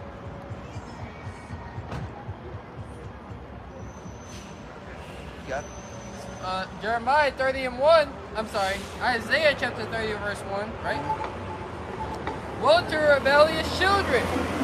But woe means destruction. You know, these are not nice things that you're hearing out of the scriptures, man. Should not put fear in you to make you want to understand and seek the Lord more, to have a better understanding of why He's saying these things and why you should repent and seek Him. Woe to the rebellious what? Woe to the rebellious children, saith the Lord, Yep. that take counsel, but not of me. Yeah, they take counsel. Who they taking? If it's not from the Lord, who are they receiving their counsel from? It's from Esau, the one that's in power, the so-called white man. 'Cause, you know, everyone looks for power. Everyone looks for power. We look for power, but we realize where the power is at. Where the true and living power is from Yahweh Shai. And that's why we seek Him daily, man, to the best of our abilities. Yep, you take counsel, you know, and that's, you know, that's what Correction. that's what's going to lead to our people's detriment, especially in these times. They're going to be turning on the TV, going to the news, like, what do we do? What do we do?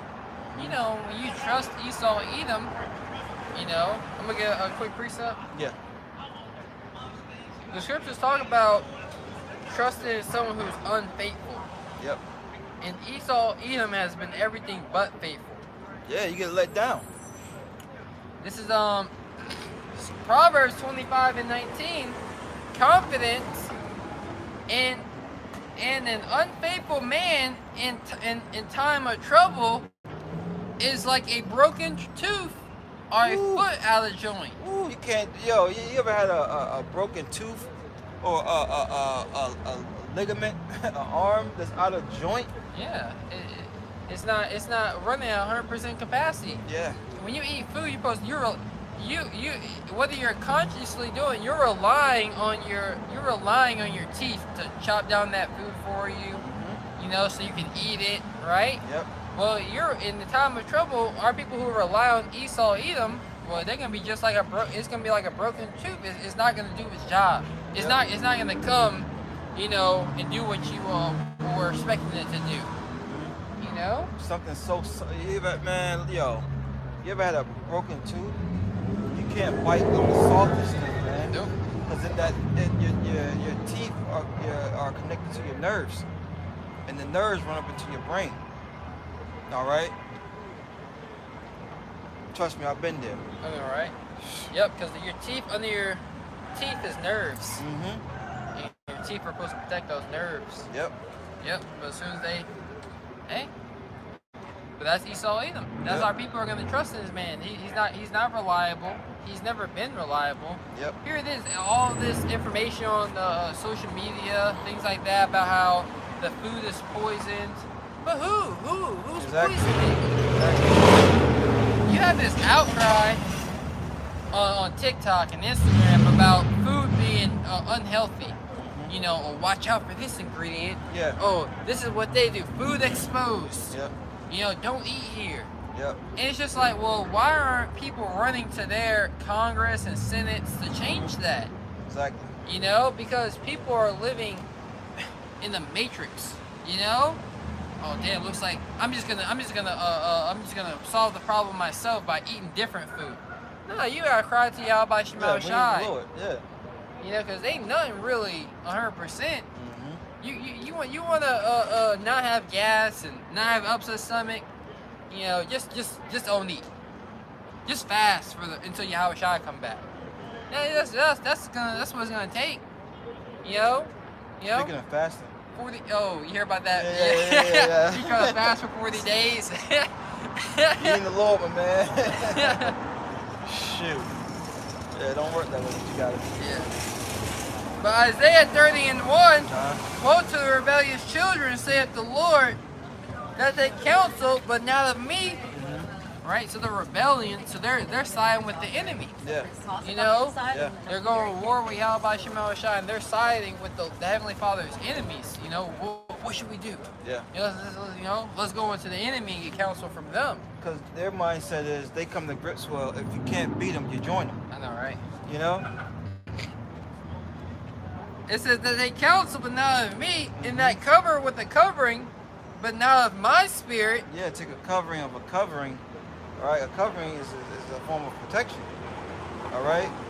Going back to Isaiah 31 that we brought out. Yeah. Now they see this man in his power. You know, hey, look, that cover is not going to last, man. The Lord's taking that power away. Yeah. It was at Sirach 10 and 8. yeah, the Lord's getting ready to set up one. Prophet verse 4. Yeah, starts in 4. Yeah, yep. I know scripture say how our people's covenant with death is going to be disannulled. Yep. You know? Yep. But and it reads, right? It says, but not of my spirit that they may add sin to sin. That's exactly what you're doing. You're transgressing the ways of the Lord. Because Esau, Edom, so-called white men, don't want to have nothing to do with the Most High and His ways, with Yahweh Shem Yahushua and their ways, man. All right? And part of their agenda is to get you and can keep you continually to go off in the ways that Yahweh Shem Yahushua wants you, right? They want to turn you against the Heavenly Father. So First, it's like it. No, you good, bro. They're gonna put all types of stumbling block in your way. Okay, whether it's promoting abominable foods, making the trash of the earth a delicacy to eat, the things that clean up the earth a delicacy to eat. Okay.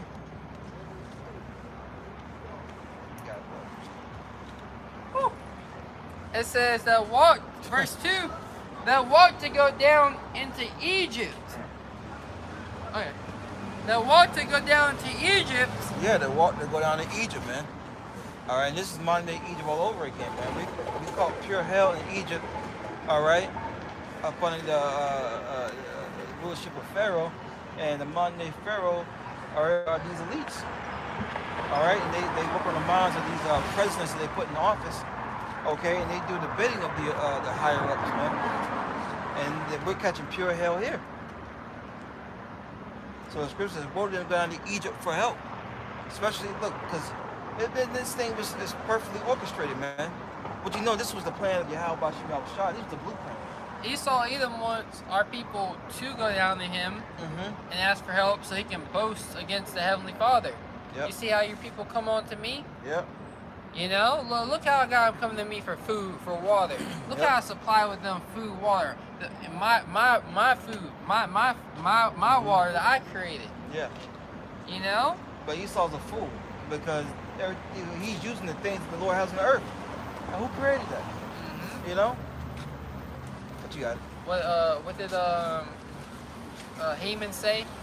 He said, "None of this availeth me." Oh yeah. As long as Mordecai, the Jew, you know, is not bound down before me. Yeah. You know, so he won't. Esau Edom is not gonna be satisfied to every single Israelite is on their knees begging for mercy, and that's why they want to see it the whole world.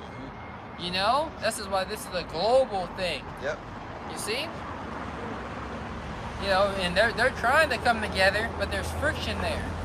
You see a great movie, you know, and you know, someone with all this power always gets you know, turned. You know, they always lose from somebody from the inside.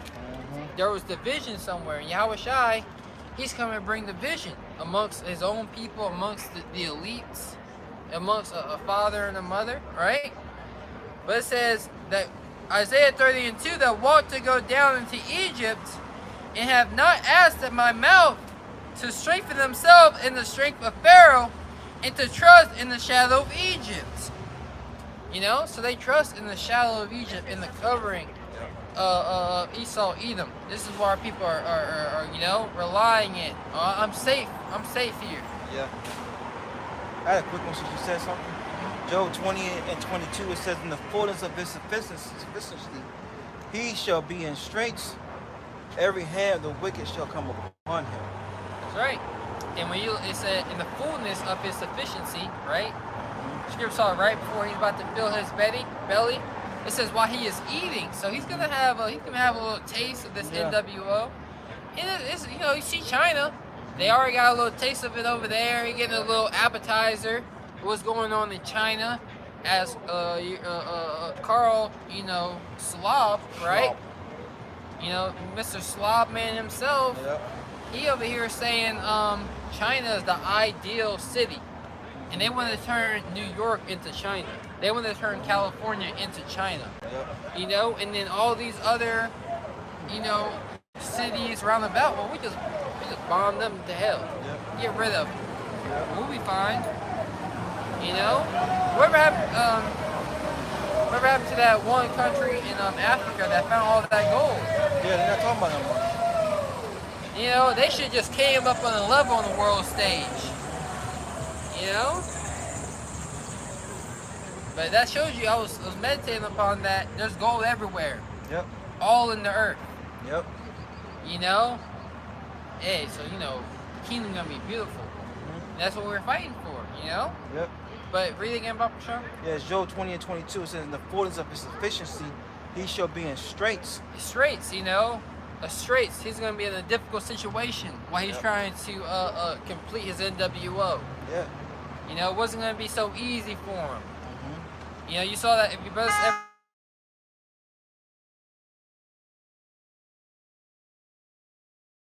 ever his tower, you know, full dominion over his kingdom, and to get the fullness of his power, he was in straits. There was a rebellion going on in the city. You know, he had his main enemy was only getting stronger and stronger. You know, so we're coming into those times. You know, where Esau him, it said every hand the wicked shall come upon him. When you look at that word wicked, right, it goes into the wretched one, the laborer. You know, the average folk. You know, the people are going to be rebelling against this man. The earth is going to fight against him. You know, the inhabitants of the earth, the animals, everybody's going to come up against Esau, Edom. You see? Switch up or? Yeah. Okay. Yeah. Can you get Yeah, I'm going to support this way. Psalm 91? Because we're coming to the times where great evil, travail is coming. You know, you're gonna have to fully trust in Yahweh Shema Shai. You can close that one last time. It says Psalms 91. Yeah, one. Yeah, because we'll let that brother close out. This is the book of Psalms 91 and 1. It says, he that dwelleth in the secret place of the Most High shall abide under the shadow of the Almighty. Should I get a whole Revelation 16 to 15? The garments. Let's see that keep his garments. You know, so he that dwelleth, so if you in the secret place, so you should be the secret place of Yahweh Shema Shai is the knowledge of the Holy Scriptures. You're supposed to live in this truth. You're supposed to be submerging your mind in the knowledge of Yahweh Shema Shai. It's supposed to be a way of life, a culture. You're supposed to be cultivated under the ways of Yahweh Shema Shai. You're supposed to walk as if you are Yahweh Shai on the earth. You know, lowly, meek, right? Take up my yoke. You know, learn of me, for I am meek and lowly of heart, right? And turn to Yahweh Shema Shai. Read again, Bob Kashaw, whenever you get a chance. Yep. This is Psalms 91 and 1. It says, he that dwelleth in the secret place of the Most High shall abide under the shadow of the Almighty. That's right. You're going to be given the privilege to abide, you know, to stay upon, to live in the shadow of the Almighty, the covering of Yahweh Shema Shai. You know, you're supposed to be your father's son. And, you know, I am my father's son. And who's our father? The Heavenly Father, Yahweh. You know, and we're supposed to be, just as Yahweh Shai was an express image, you know, of the Heavenly Father, we're supposed to be, you know, walking in that image, walking in that way of life, that we may have a covering, a hedge of protection, right? Read it one more time. Yep. This is Psalms 91 and 1. It says, he that dwelleth in the secret place of the Most High shall abide under the shadow of the Almighty. That's right, the shadow, the covering of the Almighty. Right? Let's get that. If you don't have a precept, let's get that Revelations, and we'll jump back. I'm going to stay in Psalm 91. I got a precept back on this Revelation. All right, bet. It's Revelation 16 and 15. It says, behold, I come as a thief. Blessed is he that watcheth and keepeth his garments, lest he walk naked and they see his shame. That's right. So Yahweh's coming, Yahweh Shai, he's coming as a thief. You know, he's coming back to spoil your goods. You know, to take back what is his. Yep. Right? So blessed is he that watches. You know, blessed are those who are watching. You know, and who are anticipating Yahweh return. You know, brother, I saw that movie Scorpion King with The Rock. Yep.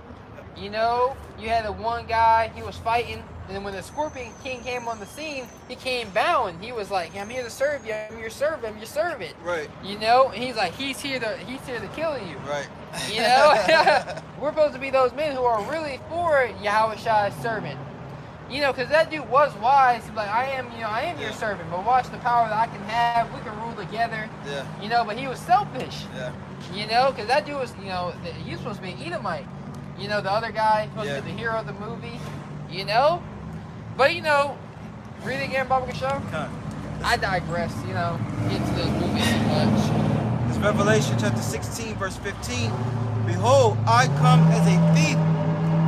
Blessed is he that watcheth and keepeth his garments. That's right. So blessed is highly favored, right? You have a good report in the heavens to those who are watching, keeping their garments. The garments represents the truth, your righteousness. The fine linen, your fine linen, right, is your righteousness. You know? And you should be walking in righteousness to the best of your ability. Right? Having faith, living by faith in these last days. I'm over here thinking like, hey, things get hard. I saw 144 back to back to back to back. I saw 144. I was like, damn, I wonder what, I was meditating. I wonder what the Lord's trying to tell me. Right. And then I was like, I see to trust in the Lord. And then I saw 144 again. The Lord telling us just to trust Him. Know that I am with you. Yep. When you read about Shadrach, Meshach, and Abednego, which that was their Babylonian names, you can read in the book of Daniel, I believe the first chapter. In the book of Daniel, right, about their real names. Bel and the dragon, you can read it there. Yep. The three holy children, for sure. I know it's in there, three holy children. Mine's all over the place. But when you read that account and you saw that they got cast into the fire, Yahweh was there. So the things that are written aforetime were written for our learning. That's Yahweh saying, when you're in the midst of the fire, when you're in trouble, I'm gonna be there.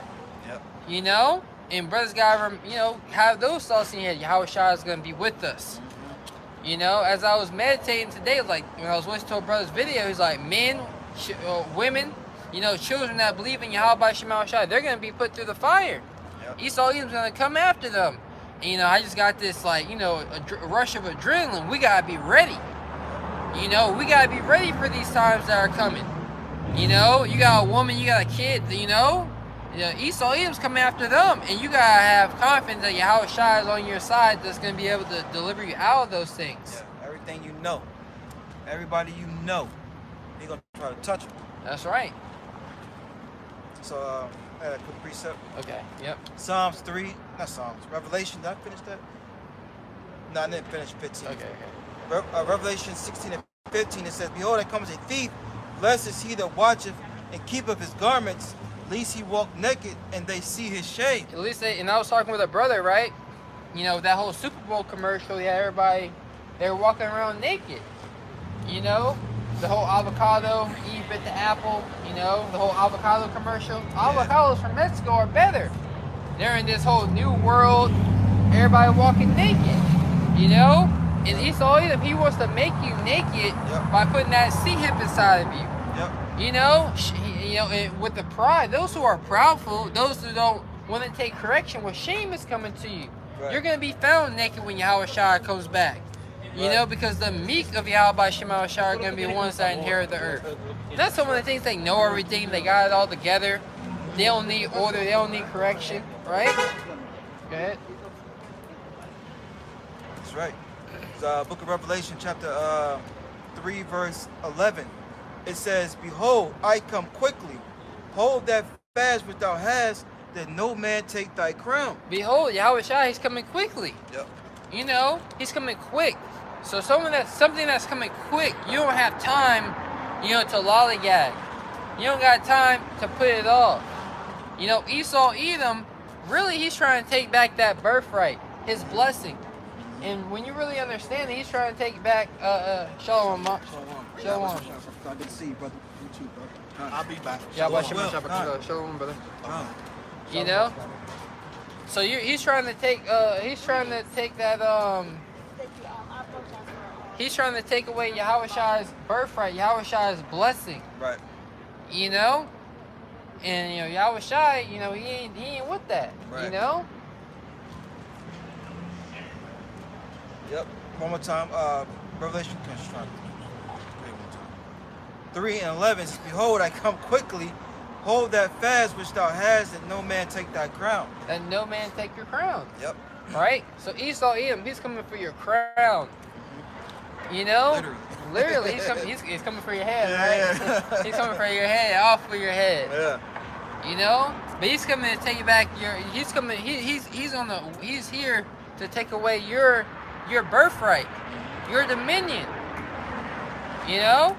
We gotta have the mindset that our birthright, our inheritance is coming. That the Heavenly Father is about to pass down our inheritance to us. Yep. As long as we are in order, as long as we're doing that which He's commanded us, we about to receive that inheritance. That's right. And there's nothing that anyone can do. Not Esau, not things present, not things to come. You know? I can tell. I know, right? I was just laughing. I was thinking about Friday when what's the dude, Terry Crews? How locked in he was when he was trying to get that dude, Mike Epps. No, Cat Williams. Oh, Cat Williams. Yeah. And, Ice Cube was trying to stop him. Hold on. You know, he's like, fresh meal on the line. You know. Esau's like, we got to see him. We're like, nah, the kingdom's on the line. You know what I'm saying? Yeah. We focus on the kingdom. He's gonna try to derail us with that, man. Mm-hmm. So back in Psalms. Yeah. Psalms 91:1. He that dwelleth in the secret place of the Most High shall abide under the shadow of the Almighty. Mm-hmm. I will say of the Lord, He is my refuge and my fortress. And that's a very bold thing to say. Yahweh Shema Shai, He is my refuge. Mm-hmm. He's my fortress. You know, a refuge or a refugee, right? You know, a place of refuge for the refugee because they've been displaced after a time, a storm, and some type of natural disaster. So Yahweh Shai, He's our refuge. He's our fortress. Yep. You gotta understand that. Let's get Psalms 18:1. Or Proverbs 18:1. You already got that? Bro, I'm already here. We haven't brought that out in a minute. That's the spirit. Psalms 18:1. It says, I will love thee, O Lord, my strength.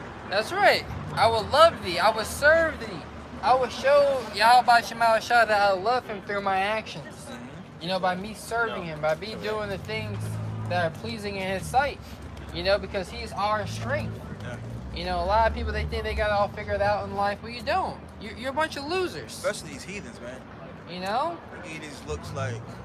Who are these guys? Yeah, who are these guys? A lot of people are a bunch of losers. Future taskmasters, boy. You can't overcome your temptation. You can't overcome the you know, little do you know that we are fighting to overcome death. And that's what Esau Edom has placed in front of you. The food that you're eating, that's death. The water that you're drinking, that's death. You know, the filtration system that you shower with, that's death. That's to bring you down. You know, and we are fighting to overcome death. And through Yahweh Shai, that sent down His Holy Spirit, we are going to overcome death. Yep. You know? So who got it all figured out? Who really has it figured out? Right. You know? Who's really fighting to overcome? We are. Yep. Really So good. back in Psalms 18:1. Yep. I will love thee, O Lord, my strength. The Lord is my rock and my fortress. A rock is something solid, a foundation, something you can stand upon, something you can lean upon. You know, a woman tell you, "Oh, you're my rock," because your woman's unstable. So in unstable times, you know, well, you give me comfort, right? It said my rock. What else does it say after that? My rock. It's Psalms 18:2. It says, "The Lord is my rock and my fortress and my deliverer." My fortress, my deliverer. Mm-hmm. You know, brothers know you call upon the name of Yahweh Shema Shai, a deliverance is gonna come. That's right. You know, and this is what we're gonna need. We're gonna need deliverance from the hand of Esau Edom. We're gonna need deliverance from this man, as they only consult to cast us down from our excellency. You know, to cut their cords from us, cut that connection. Yep. You know, because they're not trying to go into captivity. They know when we're one with our power, like it tells you in Judith, right? Mm-hmm. The 5th chapter, when we're one with our power, you know, we can't be stopped. Yep. You know? But you wouldn't look to Esau, Edom for power. You know? A Fortune 500 company for power, money for power. Now, we telling you the power is in the minds of the elect, right? The ability to have that connection of Yahweh with Yahweh Shema Shai. That's where the power lies. Yep. It reads on Psalms 18:2. It says, my power, my strength in whom I will trust, my buckler and the horn of my salvation, and my high tower. That's right. The horn, the power of my salvation. That's who we're going to trust in, Yahweh Shema Shai. He's our high tower. You know? A high tower. You ever see these Saving Private Ryan, these different movies? You know, the high tower, you know, that's that strong tower. Right. You know, you can't touch them. They're in the high tower. You know? It's an advantage, you know, against the enemy. Yahweh Shema Shai, he's our advantage against the enemy, against our enemies. Esau, Edom. Any more than that? It says, verse 3, I will call upon the Lord who is worthy to be praised, so shall I be saved from my enemies. That's right. So we're going to call upon the name of Yahweh Shema Shai. You know, because that name is worthy to be praised. Because with that name comes a reputation. You know, and you know, just as Jesus Christ has a reputation of rape, robbery, and murder across the planet Earth. You know? Yep. And that's what you Edomites have done. So the name of Yahweh Hashem Yahweh Shai has a great reputation of delivering his people out of the land of Egypt. Delivering Shadrach, Meshach, and Abednego out of the fiery furnace. You know, that's what Yahweh Hashem Yahweh Shai's name has the reputation of doing, and many other things. Causing the moon to rise every day, constantly. Right?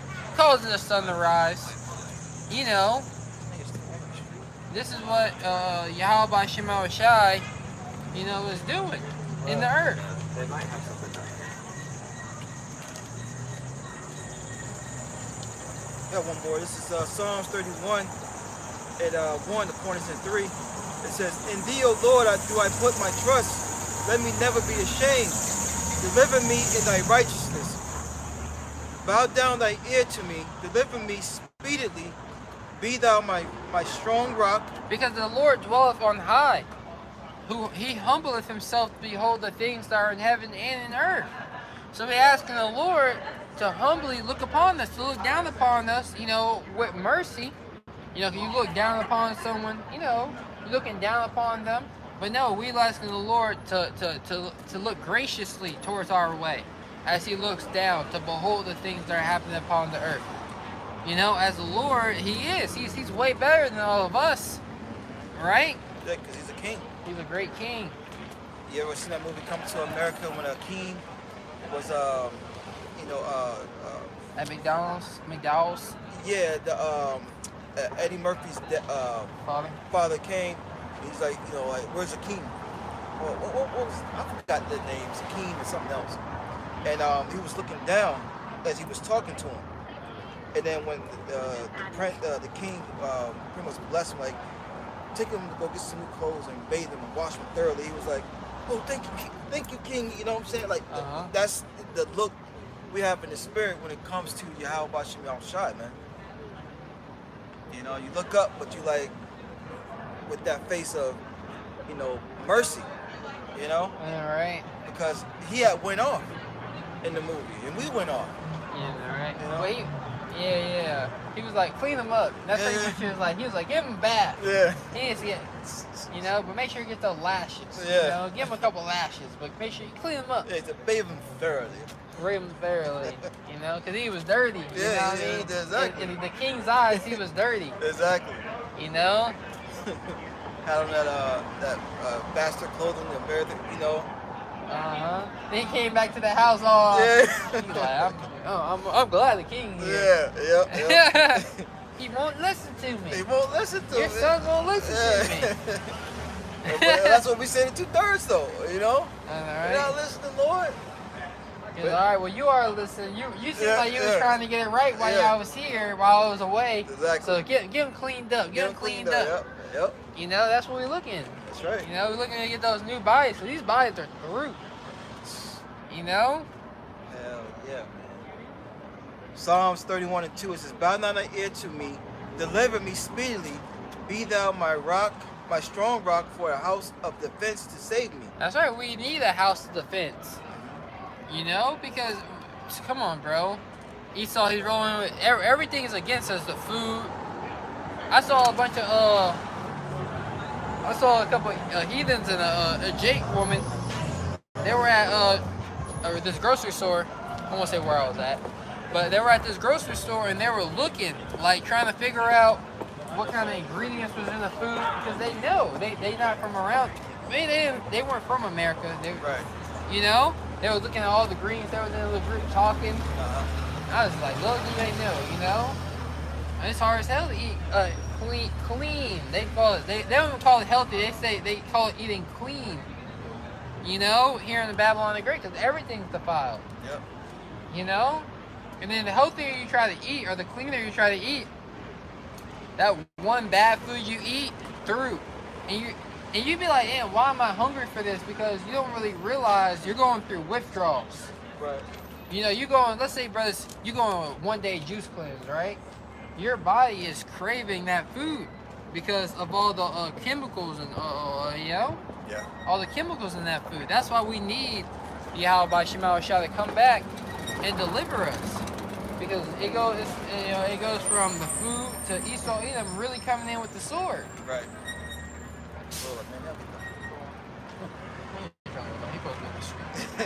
Psalms 31:3, last verse. "For thou art my rock and fortress, therefore for thy name's sake lead me and guide me." That's right. So Yahweh Shema Shah, he's our rock.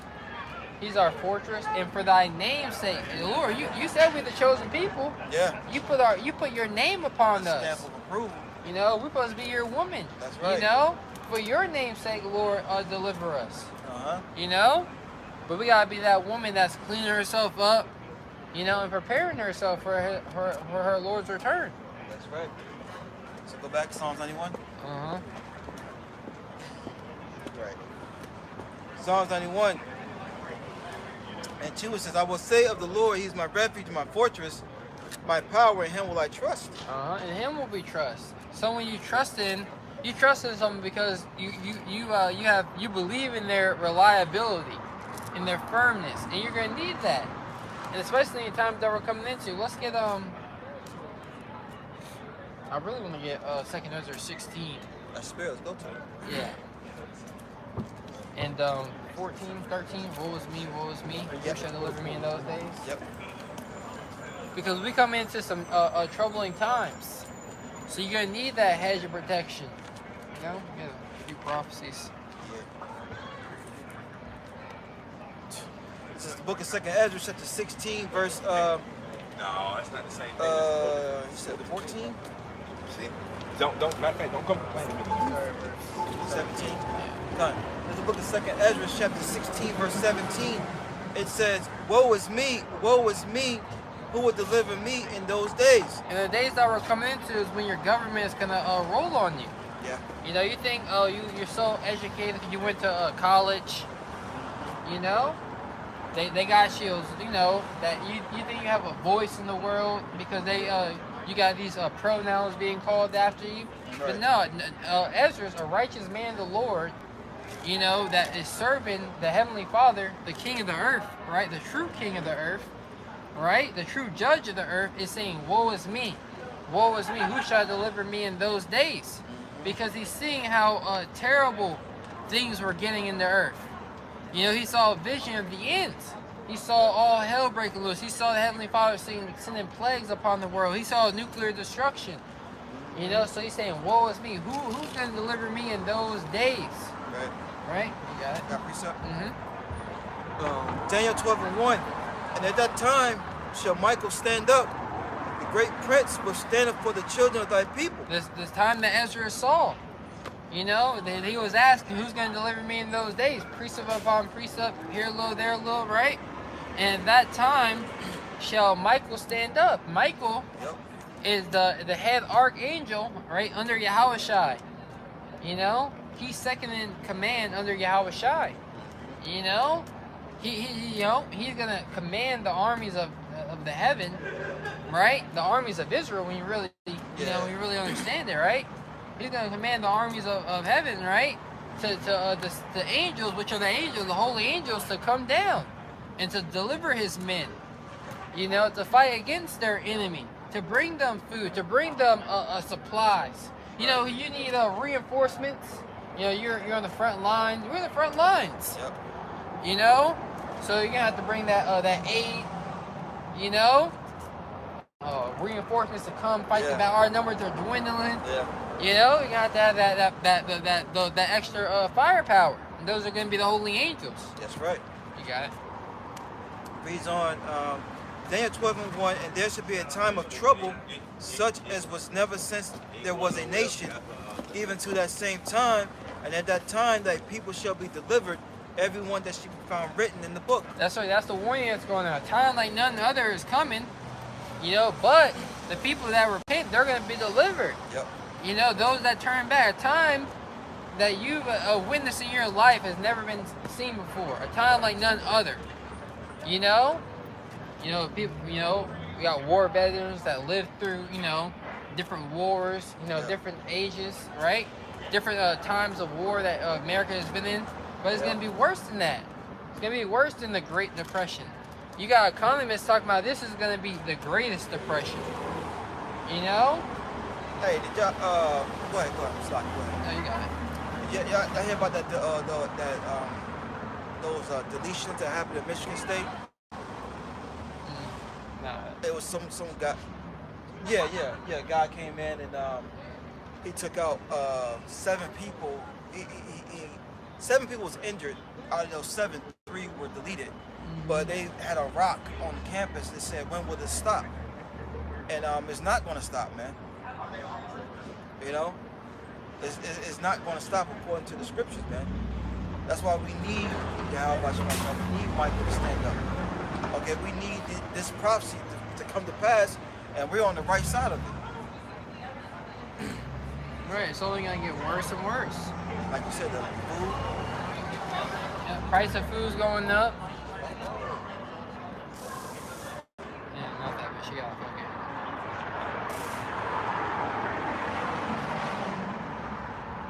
You got a bunch of Edomites running. Hurry up, we gotta get out of here. We ain't having date night downtown no more. We ain't having date night downtown.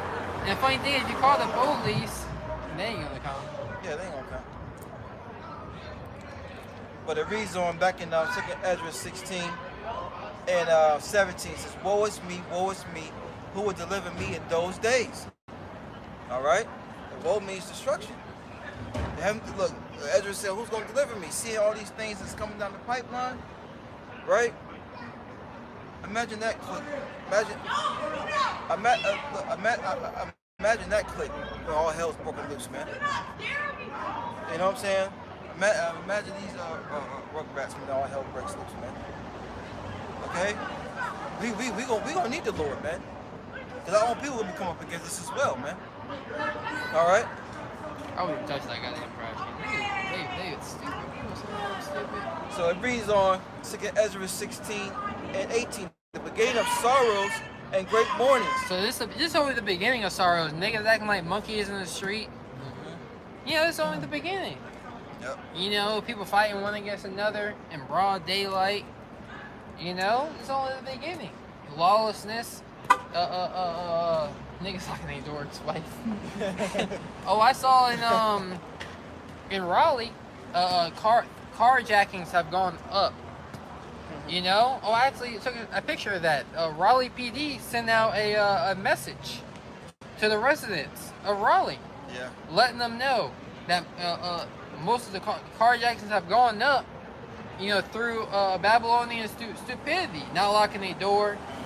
Leaving Especially on where they live at. Yeah, leaving their door open. I've been taking a lot of pictures, but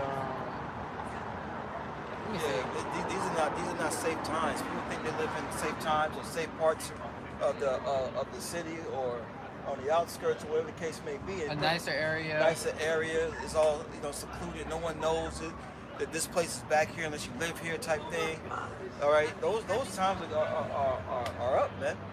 Those times are up. People are going to get it. They're not stealing from their own anymore. All right, they're going to these higher end parts of the city and taking things. Yep. Real quick, it says, good morning. The Raleigh PD needs your assistance. It says the NWD, which I'm not sure what that stands for, has 43 cars stolen year to date. Northwest District?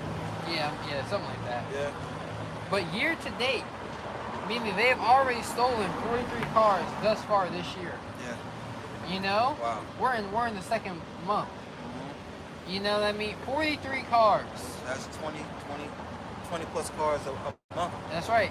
It says compared to last year at this time, which was only 12. Wow. So crime is tripling. Because iniquity shall abound, the love of many is going to wax cold. Matthew 24:12. Yep. Damn. 24 and 22. 22. Okay, God. Yeah. It says, let's look at Ezra's. Matter of fact, let me just get it real fast. Yeah, please.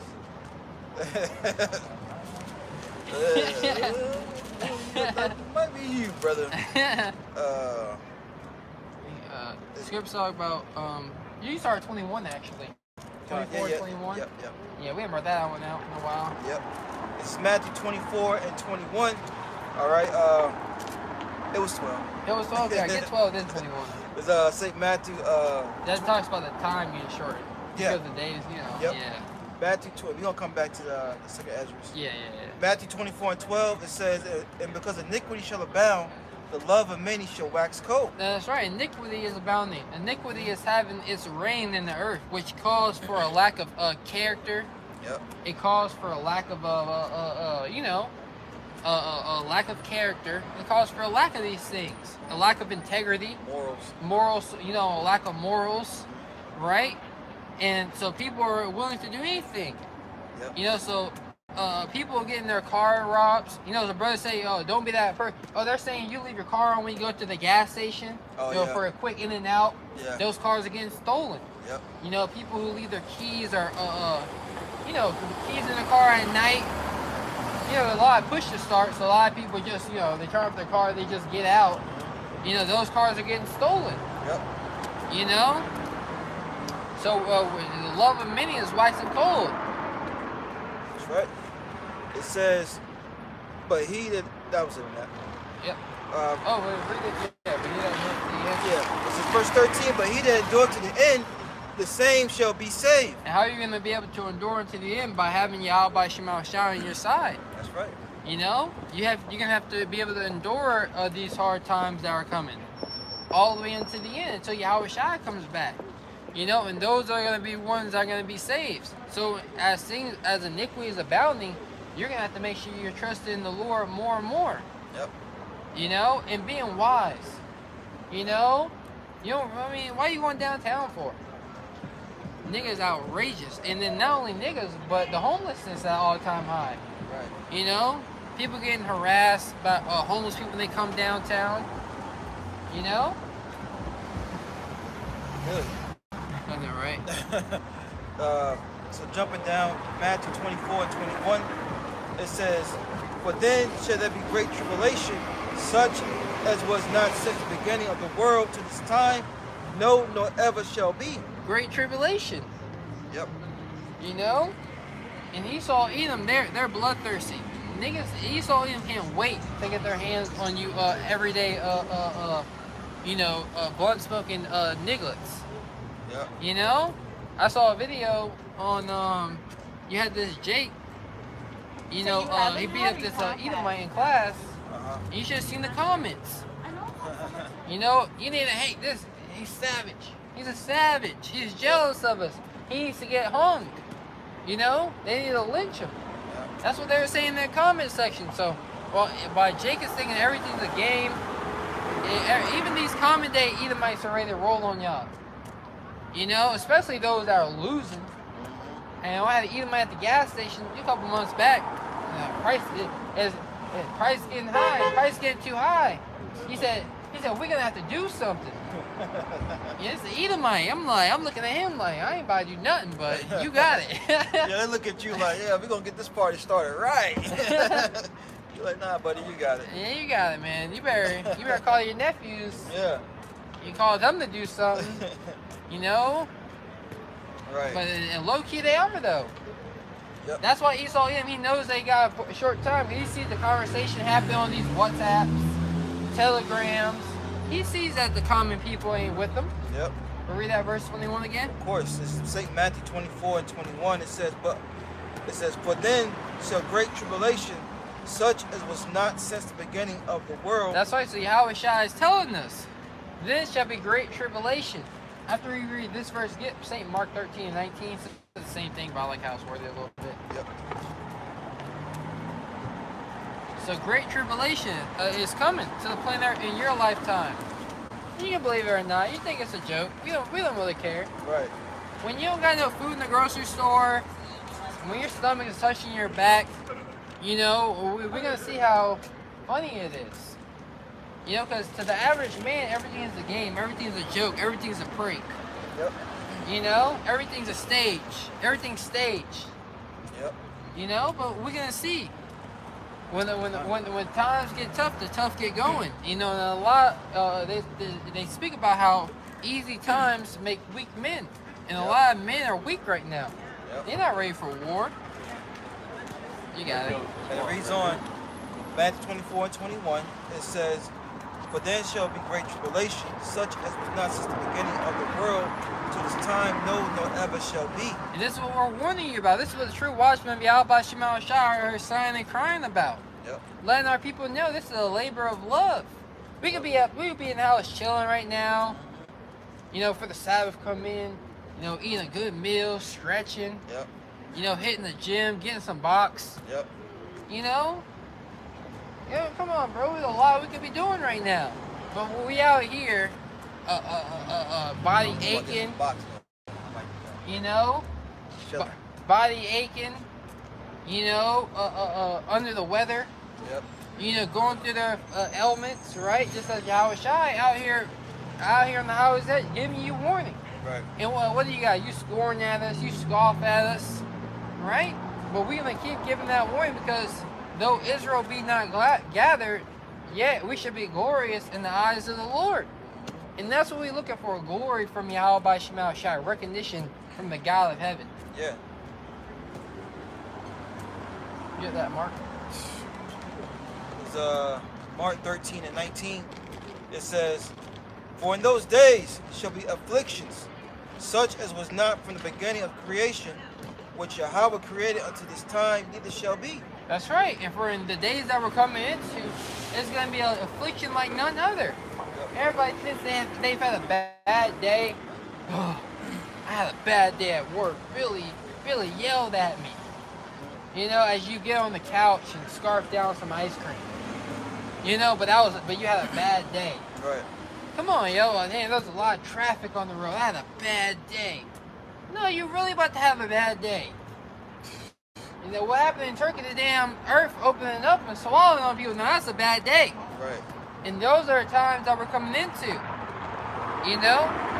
Get that, let's go back to 2 Ezra 16. Remember this last part? I'm sorry, yeah. Yeah, verse 21, it says, and then if any man, verse 20, and except the Lord has shortened those days, no flesh should be saved, but for the elect's sake, whom he have chosen, he have shortened the days. That's right. That's why you see things speeding up. For the elect's sake. All right? For Yahweh by Shema Shai's people, you see, you know, his chosen of his people, you know, you see the days being shortened. Time is moving quick. Yep. You know? Time is moving fast. To bring a speedy riddance to Babylon the Great. You know, and the proud that dwell upon the earth. Because the day that's coming shall burn as an oven. And all that are proud and do wickedly, you're going to be made as stubble. Yeah. You know? And what's stubble? Stubble is the remains after a fire. You know, that little white stuff, that's the stubble. That's what you're going to be turned into because of your pride. You know? And because of your pride, the cities are going to be troubled. You know, the house is going to be ravished, and men are about to be very afraid. That's right. You know? You got it. 2nd Ezra chapter 16, verse 18. The beginning of sorrows and great mournings. The beginning of sorrows. We really haven't seen nothing yet. You know? Over there in Turkey, the earth opened up on them. Yep. You know? That was nothing. You know? What's happening in Iran? Nothing. You got it. They say the temperatures over there, it was snowing, it was freezing. So if you imagine a cold brick building just laying on you, you trapped, you dark, you can't see nothing, you know? Yeah, not Seth Rogen, who's the Green Goblin? The Green Goblin? Spider-Man? I know you're talking about, I forgot his name. No, the young cat. His son in that movie. Franco. Oh, James Franco. James Franco has a movie, I think it's called like the 143 Hours or something like that. Something like that. Where he is stuck. It's inspired by a true story. You had this guy, James Franco in the movie, he's a rock climbing, and he gets stuck. He falls, and his arm gets stuck in between a rock. Dang. And he's just there 48 hours, no food. He only got a little bit of water. There's no one there to help him. Right. You know, eventually his arm snaps and he's able to fall down, fall and get free from his arm snapping, But hey, you watch that movie, it records, he has to go through it. That's hell, Man. In the hell of not knowing when it's going to be over, if you're going to make out of it. He was starving, he didn't eat for days, hours. That movie is hell. You watch that movie, I'm like, damn, you think you about to watch a good movie?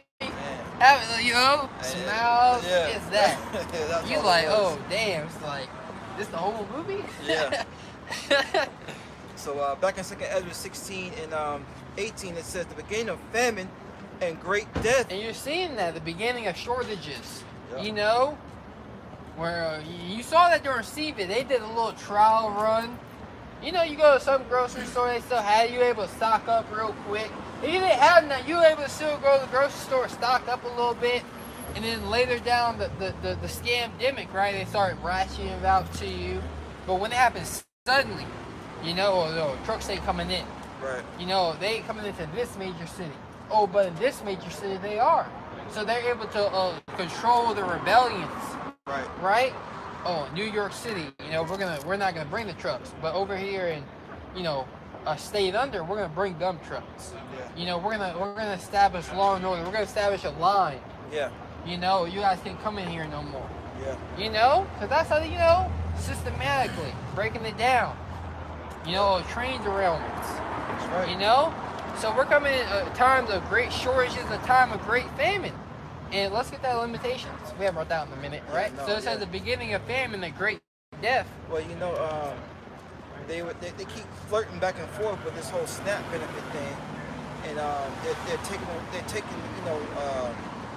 taking it away from these women. Now you can see where they're gonna flirt around with it and have to where they have to get that C-hip. Yep. Well, if you want to continue with your SNAP, you're gonna have to take this. Yep, that's right. This Lamentation chapter 4 verse 9, it says, they that be slain with the sword are better than they that be slain with hunger. Yeah, so the Lord's telling you the most gruesome way you can die by the sword, getting machete, getting the head chopped off, that's better than those that die by hunger. Now, how long that chopping gonna go? How long, a couple minutes? Yep. Nah, but you be hungry, them hunger pains are gonna come quick because you might not be hungry, so you're gonna be able to survive because your body can go a certain time without food, not that long without water. But what makes it so worse in these days is all the chemicals that are in their food. Your body's gonna go through withdrawals. Why can't people, stop with the heroin, with those hard drugs, Alcohol. with meth, with alcohol too? But the reason why those people on Skid Row can't stop with the meth and those hard drugs, because after the third day, you're throwing up, you're puking, because all those things are finally getting flushed out of your system. Right. You know. So you know, those chemicals in the food, it's gonna be rough for you to get through those things. You know, to get those things out of your system. So people are gonna be out here bugging out. Yeah. You know, going through it. Even some of us, you know, when that be eating for a while, your body will be detoxing. Yep. You know what I'm saying? Ugh. You ever detox? You know, you ever do a detox for a day? You be like, dang, I keep running to the bathroom. I ain't eating all day. Yep. Because how much waste is inside of you? You don't realize how much waste is inside of you. Your gut. In your gut, right? Yep. A lot of people's guts have expanded to fit more waste. Yep. You know? That's just the truth. You know what I mean? Yeah. So Lamentation 4:9, they that be slain with the sword are better than they that be slain with hunger, for these pine away. Pine away. They rot. They're rotting. You know? They're going to be decaying. Their body's going to be eating and stuff. It's going to be hungry. All that fat, you know? It's literally going to hurt. You know? You go a couple days without food, man. Your mind's going to be, you're not going to be all there. You're going to be hallucinating. You're going to be bugging out. Yep. All those parasites inside of you are going to be, craving all types of blood and sugar. Blood and sugar. Exactly. You're going to see your enemy. You're going to be angry. You know?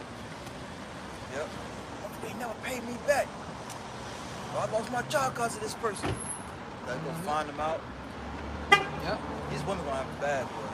Yeah, exactly. These independent women. Yep. Gonna be, ooh. Yep. And don't come knocking on our door. Right. No, you got it. Keep that energy. You got it. I mean, because you watch these podcasts, these women are finished. Yep. They want to, oh yeah, but she's still gonna be able to hit the club, right? What are you talking about? Right. You know, these city girls, especially women in the city. But you got it, bro. Yep. It reads on Lamentations 4:9. It says, stricken through for the want of the fruits of the field. They can be, you know, they're gonna be finished out here. They can be, their body gonna be craving food, anything it can eat. Yep. They can find you know, they can find, you know, it tells you that. That gum, these black things you see on the concrete, they be scraping that baby up, man. Eating grass. Yep. You know, they're gonna be they gonna have a tent. They're gonna be puking. They're gonna see a bug, eat it. Yep. Trapping go running in their mouth. Yeah, exactly. Trapping anything up. You know, they can see a dog. Oh, get it, catch it. Get that dog. Don't let him go. They be crazy out here, bro. That's how they gonna be, though. Yeah. It's true. But all these are the beginning of sorrows. Yep. You know? You got it. Yeah, back in Second 16, and matter of fact, it's like since we're on the topic of food, got a quick one fast. It's the book of 2nd Ezra, chapter 6, verse 22. It says, and suddenly shall the sown places appear unsown, the full storehouses shall be suddenly found empty. Suddenly, the full storehouses. You know, a storehouse, you know, so brothers can understand, a storehouse, you know, you have a king in his barns where they store their goods. A storehouse is somewhere where you store goods. Yep. So these everyday factories, really Walmart's gonna be shut down. The only giant that's really gonna make it is Amazon. You know, because that's what they want it like that. When you really when Amazon was coming up, my boy, he was an Amazon driver, you know, back in, like, you know, years ago, and he was telling me, you know, he's like, well, hey, you know, Amazon, they want to go with everything. They don't want to just get delivering packages. Yeah. They want to get delivering your food. Yep. You know, your groceries. You know, they want to be, you know, in the neighborhoods, building up communities. They want to be a part of, they want to be an imprint in the world. Right. You know, and, you know, damn near 50% of all e-commerce sales are done through Amazon. You know, and there's a lot of and really, if Amazon is getting sold to China right now. You know, all those products, those are all China goods getting put on Amazon. You know, so everybody's getting sold cheap goods. So America's through at the end of the day. America is losing right now. You know, America is losing, and all this food that you have in the grocery stores, your local farmer, all that's going to be lost. When that train derailment happened, they were saying that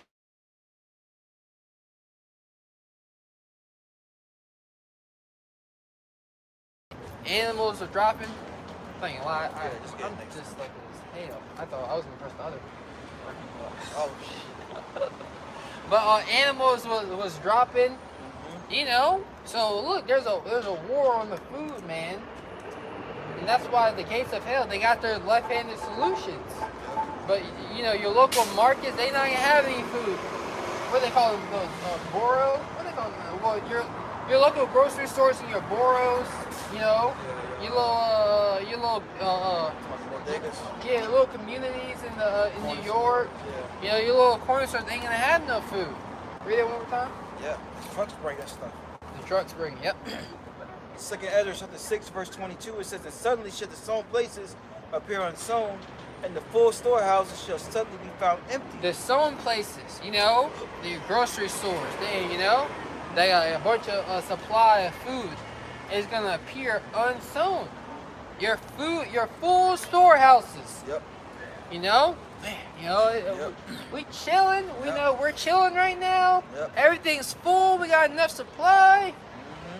And I was doing research on that. I think brother was doing a video, or I was watching a video on the world's food supply is so fragile right now. They were naming, you know, 10 things that if any of those 10 to 7 things happen to, you know, that mess up, food is gonna be finished.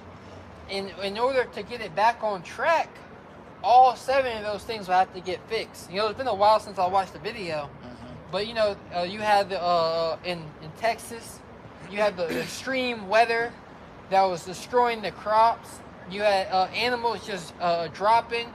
You having the price of feed going up. Yep. You know, so all these things are affecting it. All these things are bringing in the famine. Yep. You know, you years ago you had the flooding, right? So where canned goods, there was a shortage on the canned goods supply. Yeah, it was flooding the Midwest. It's so bad that they're talking about really for the elites. The elites, they have 1 million seeds being stored up inside of a mountain. Yeah. Yeah. So when you know, they believe after this whole MWO is established, they're going to be able to pull from that supply because they're going to destroy everything else. Kickstart everything back up. Exactly. Because you got to go to him for the one of all things. You know, he wants that on the world stage for all of you heathen nations, for everybody. All right, let's go back. We jump down one more. Okay. One Yep. more shot. Verse 24. It says, and at that time shall friends fight against against another like enemies. At that time, because of the lack of food for great tribulation that is upon the world, your allies, people you look, an ally is a friend, right? Your allies are gonna fight against you. You know, your local neighbor. You know, you invite them over to the barbecue. You invite them over to your son's, you know, wedding. You know, you guys are gonna fight against each other. You saw that with James Franco, that movie with James Franco, Seth Rogen, This Is the End, with all the celebrities. They were bugging out in that movie. You know, it was a rapture, you know, and they was fighting against each other in the Hollywood house, fighting against each other.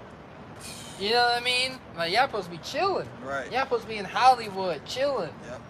You know, but they was fighting against each other. How much more niggas in the hood, you know, when the power go out, you don't got nowhere to cook. You know, ain't no real food. You know, all the meat and things in the refrigerator are gonna be spoiled. You're gonna be fighting one another like enemies. Right. Just like they was doing. Yep. They supposed to be friends. They hanging out. Yeah. Why? Yeah, like damn. Well, why you hanging out for? Just go your separate ways. Right.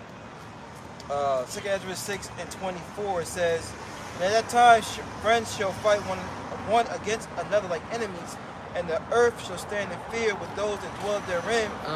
It says the springs of the fountain shall still stand still. In 3 hours it shall not run. Yeah. You know, the water's gonna stop. You know, because once the power shuts off, the water only has a certain level of supply. You know, but we can go back. Yep, back in 2 Ezra 16 and 18, it said the beginning of sorrows and great mournings, the beginning of famine and great death, the beginning of wars, and the power shall stand in fear. That's right. So these elites of your society, they're standing in fear. You know, they see all the friction they're getting from trying to establish their MWO. So real fast, let's just say that really was an earthquake in Turkey. Did you do that one? No, I didn't do that one.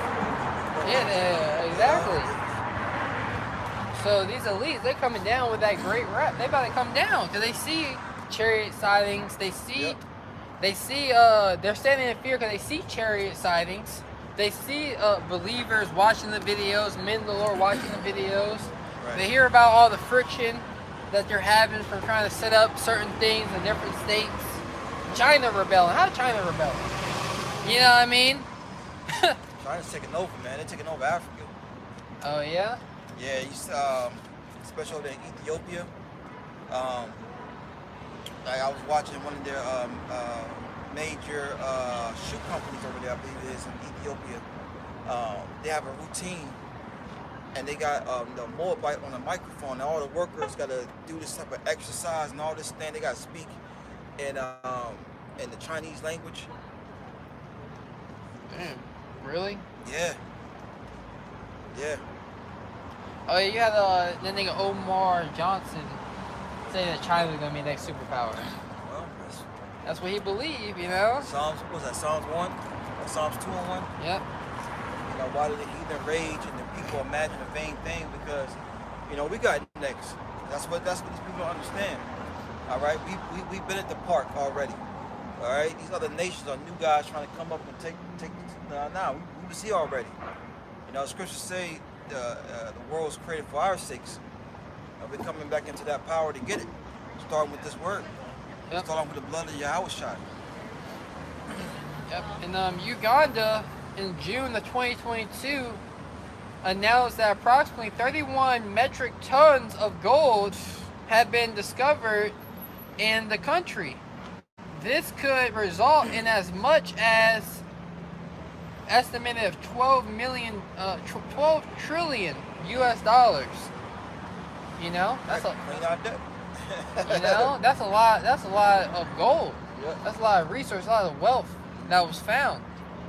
You know that's the Lord showing there's wealth everywhere. There's there's gold everywhere. Yep. This earth is rich, and once it's under the correct authorities, then it'll be mined. It's gonna be found after the flood, right? All that gold was, Yep. but a lot of it was. You see what I mean? But first evils have to come. That's right. Going back to what we open up with, man. These evils has to come before we enter into our rest pretty much. We got to go through this. It says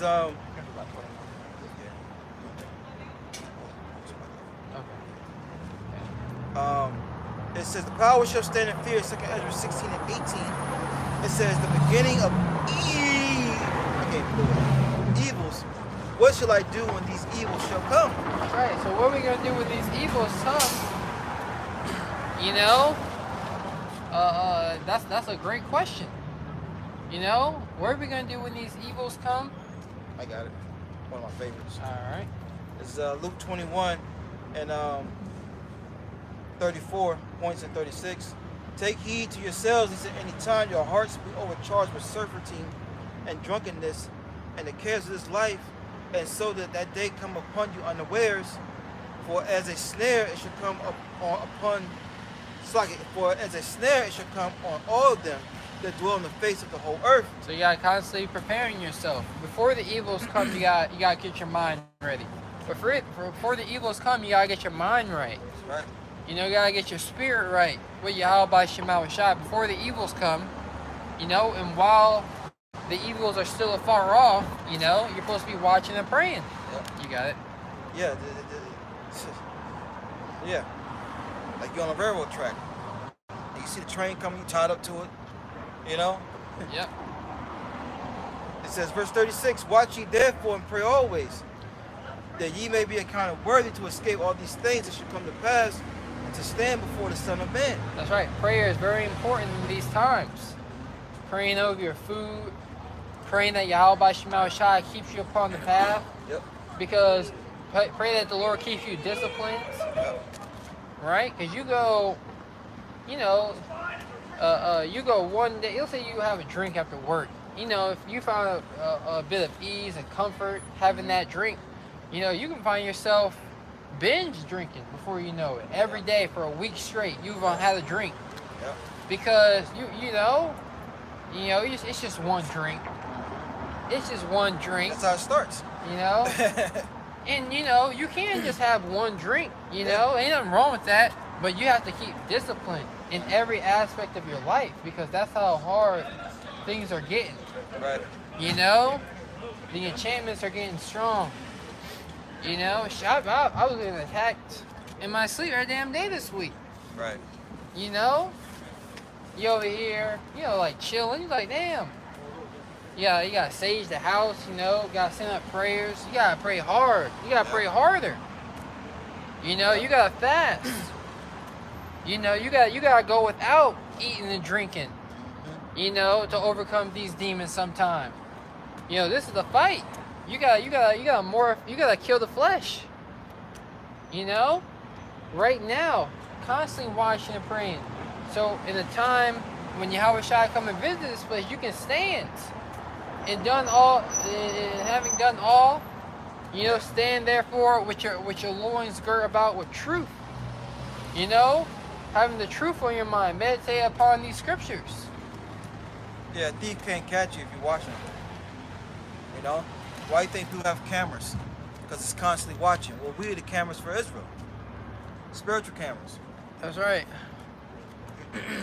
It's back in 2 Ezra 16 and 19. It says, behold, famines and plague, tribulation and anguish are sent as scourges for amendment, but for all these things they shall not turn from their wickedness. That's right. So these troubles that are happening now are scourges. Here to scourge you, you know, for your for amendment, so you can turn back. Whip you into shape. You know, like brother, whip you right into shape. Yep. You know, but for all these evils, right?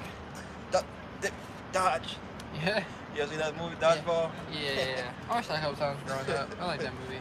I don't like the villain in that movie. I hate that nigga. I don't like Ben that. Stiller? I don't like Ben Stiller. Yo, he's hilarious. He's good, but his movies are just. He play a fool too much for me. He play a fool too much for me. I don't like him. I mean, I like some of his movies. Night at the Museum. Yeah. But to be real, I really don't like. I don't like him sometimes. He be turning me off. Yeah. You know, like he played that. Yeah, we talk about it. Yeah. He play a fool too much for me, man. But Yeah, I'll read it again. yeah. It's 2 Ezra 16 and 19. Behold, famine and plague. Did we ever skip 18? About, you said what y'all do with the healers No, come? we did. Yeah. I'm good. Yeah. Okay. Read it again. Where you at? Okay, verse 19, 2 Ezra 16 and 19. Behold, famine and plague, tribulation and anguish. Behold, famine, right? A lack of food, a lack of food supply, a tribulation, bad times, anguish. You know, your anguish. You know, that's heaviness of mind. You know, whoa, full of anxiety. You know, and those things are happening now. You know, so the Lord is shaking the place up, especially in 2020. The Lord shook the place up. He made your ass sit down. He closed down the club. You know, he closed down certain establishments of you going out. Yep. And he saw a glimpse of what Esau Edom is about to bring. So you can, you know, so you can consider your ways. You know, but for all this, you know, Jake has not turned back. Right. The Heavenly Father's hand is still stretched out. You know? Hey, he gonna bring even harsher judgment. You got it? Yep, it says, are sent as scourges for amendment, Uh-huh. 2 Ezra 16 and 19. Verse 20. But for all these things they shall not turn from their wickedness, nor be always mindful of the scourges. But for all these things, they're not going to turn from their wickedness. They're not going to consider their ways. They're not going to be mindful of the Heavenly Father's lashes, you know, of his chastisements. As many as I ever love, I rebuke and chasten. Be zealous, therefore, and repent. The Lord is rebuking our people. You know, He's chastising them, but they're not zealous in the fear of the Lord to repent. You know, Scripture say, not willing that any should perish, but that all should come to repentance. Right? The Lord's giving our people ample time. He makes sure everybody's hear the gospel, the good news, that Yahweh Shai is on his way back. But for many of our people, they're going to reject that. And they are rejecting it.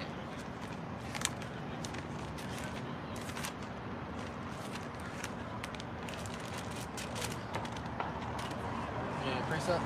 Yeah.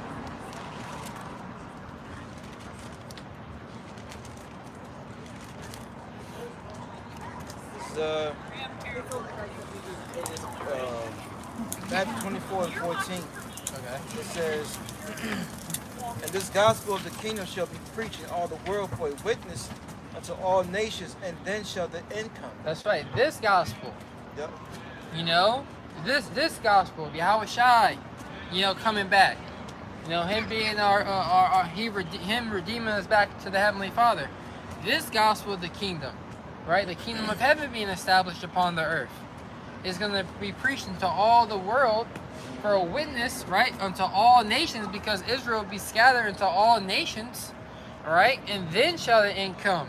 You got brothers in Asia, you know, Ghana, all these different countries around the world. You got believers. You got people waking up. China. You got scoffers in China. You had a scoffer in Japan for years. You know, he was in China or Japan. I can't remember. So you know the word got reached over there. Yep. You know. Hey, look, real fast. Psalms 19 and 3. It says, "There is no speech, no language, where their voice is not heard." That's right, because on the YouTube, you know, you got the translation, you got subtitles now, you got the transcript, you know, to where if you're on the bus, you know, you can't listen in, you can read it in your own language. I don't know if the transcript can, but they got captions of the video, Right. you know, for your language. You Right. know? You can watch this thing in your language, live. Click on this video if you want to live. That's what live, right? Brother's going live. You know, it says live. But live and live are the same word, right? Right. You know, live. You know, if you want to live, click here. You know? You should turn on the low power mode. Gosh, I might got another battery. You do? Okay. I'll read it now. Put it up. Okay. Psalms 119 and 3. Oh, verse 19, chapter 19? Psalms 19, yeah. Okay. The water. Verse 3 again, it says, "There's no speech, no language, where their voice is not heard.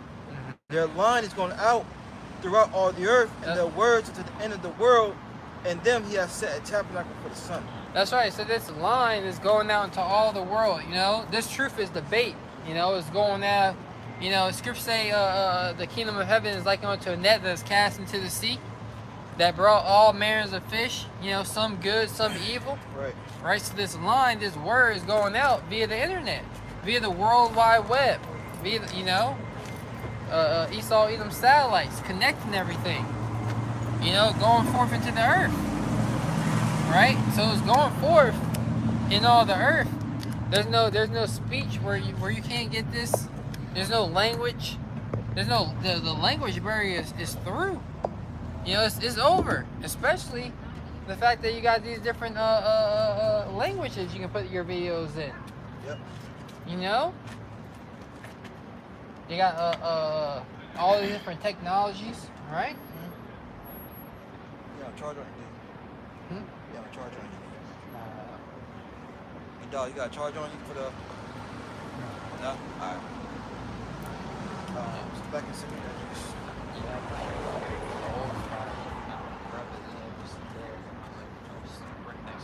Alright. Shirai, you got a charger? Huh? Portable charger.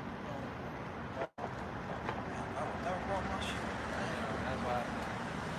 Second Ezra 16 and 21 it says, "But victuals shall be so good cheap upon the earth that they shall think themselves to be in good case." You know, everybody's able to still buy and sell. Yep. Everybody's still able to commute. When you look on the internet, you know, there's always these get-rich schemes, making $500 a day, $50 an hour. You know, do you need a side hustle? Do you want to make $250 a day? Right. You be like, damn, that's a side hustle? But for Right. some people, it low-key is. You know what I mean? Yep. $500 a day. You want to make $500 a day? You know, and for some people, yeah, the market eventually gets saturated, and then you got to go to the next side hustle. I remember with Uber, you were making $50, $60 an hour. You know? So, market gets saturated, then people go to the next thing, then it might free up the market here. Right. Right? So, victuals are good cheap. People are still able to buy and sell. Things are getting tight and squeezes on, but people are still able to go out to the favorite restaurants. You know? You know, people might be dipping into their savings, but people can still buy and sell. Yep. You know? Then they think themselves to be in a good case. You got it? Yeah. And you know, another thing is you look at those fast food restaurants, the 4 for $4s. Oh, the, yeah. The $5 bags, whatever they call them. Especially Jake, who's low. Yeah. You know, they had Cookout. Yeah. Cookout is outrageous. You can get what? For $5, you can get 5 items. Not anymore, bro. You can get a burger. I think they just changed that though. The Cookout meal. Yeah, How much like, is that? It went up. Oh yeah. Yeah. Like $6, $7 now. Yeah.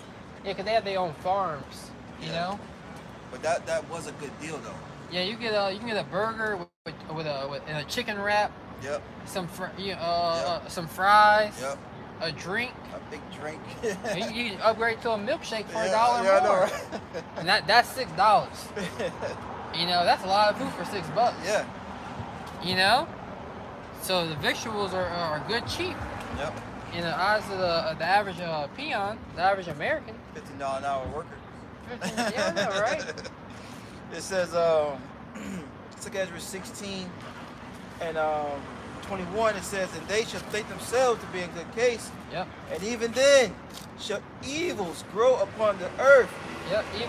Even then, evils are growing upon the earth. Crime, just because that hasn't hit a neighborhood near you, Exactly. don't mean it's not happening.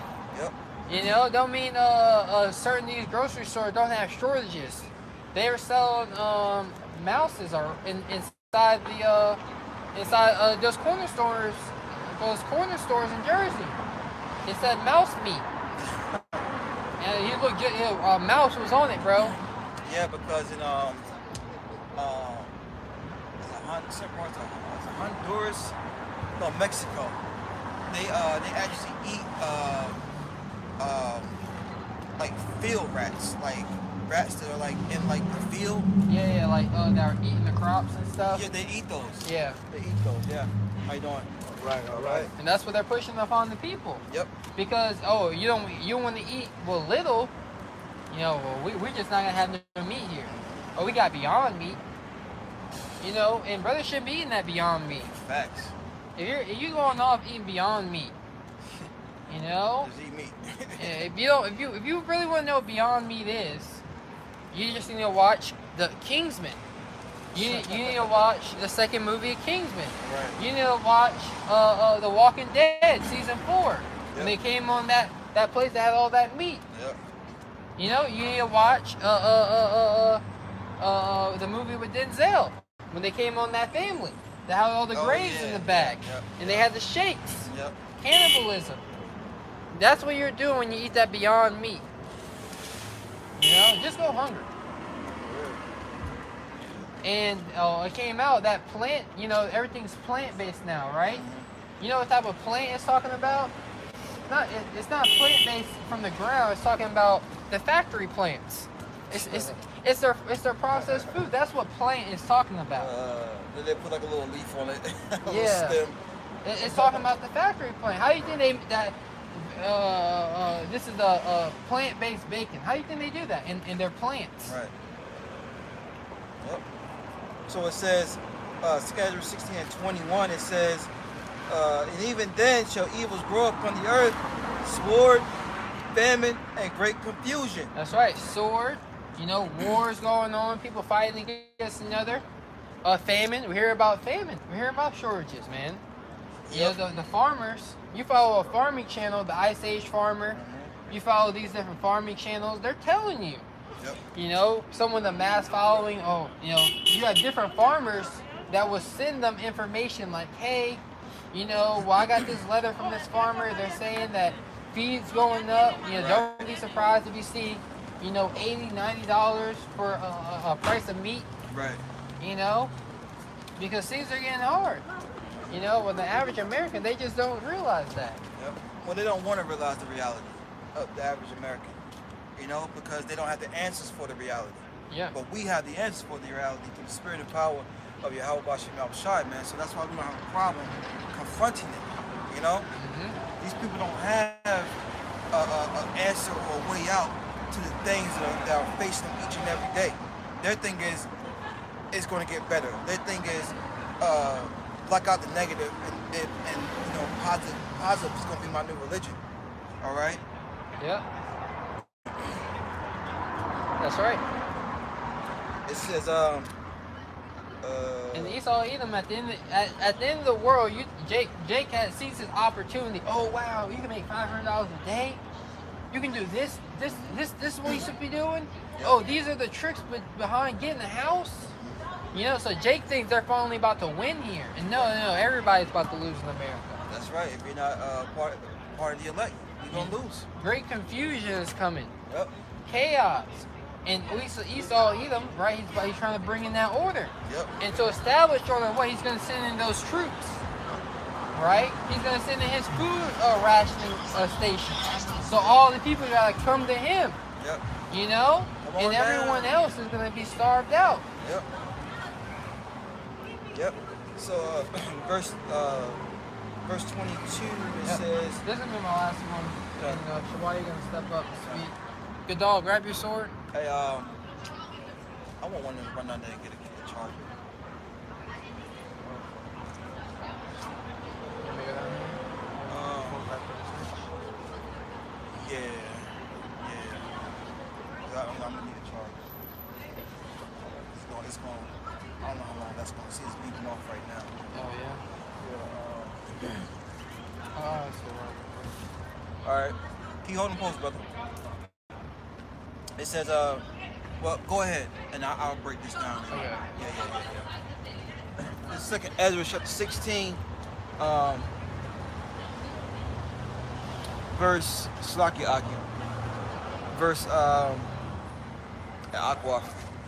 verse 22. It says, for many of them that dwell upon the earth shall perish of famine, and the other that escape the hunger shall the sword destroy. That's right, man. So many of our people are walking the face of the earth right now, mainly here in Babylon the Great, mainly here in America, are going to perish from famine. And we read in Lamentations, the 4th chapter, that you better off dying by the sword. All right, because it's a famine, all right, being stricken with hunger is a long, drawn out, painful death. All right, and the brother was going into it. You know, these storehouses are not getting, the food that it once used to get. All right, you know, don't forget about that time when they had the signs up in these stores saying, we may not have this product, we may not have that product due to shortages. But these are all orchestrated by Yahweh Bashim Shai. It's called prophecy, which means to tell you something that's going to come to pass before it happens, according to the Bible, man. All right. So with that, I'm gonna pass on to the next brothers. Shalom. You gonna read?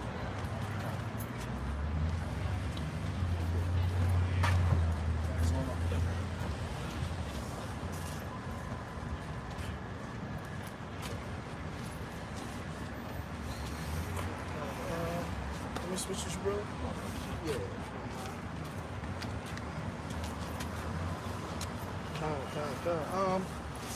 Well, we kind of gonna say the same. Well, I probably should switch.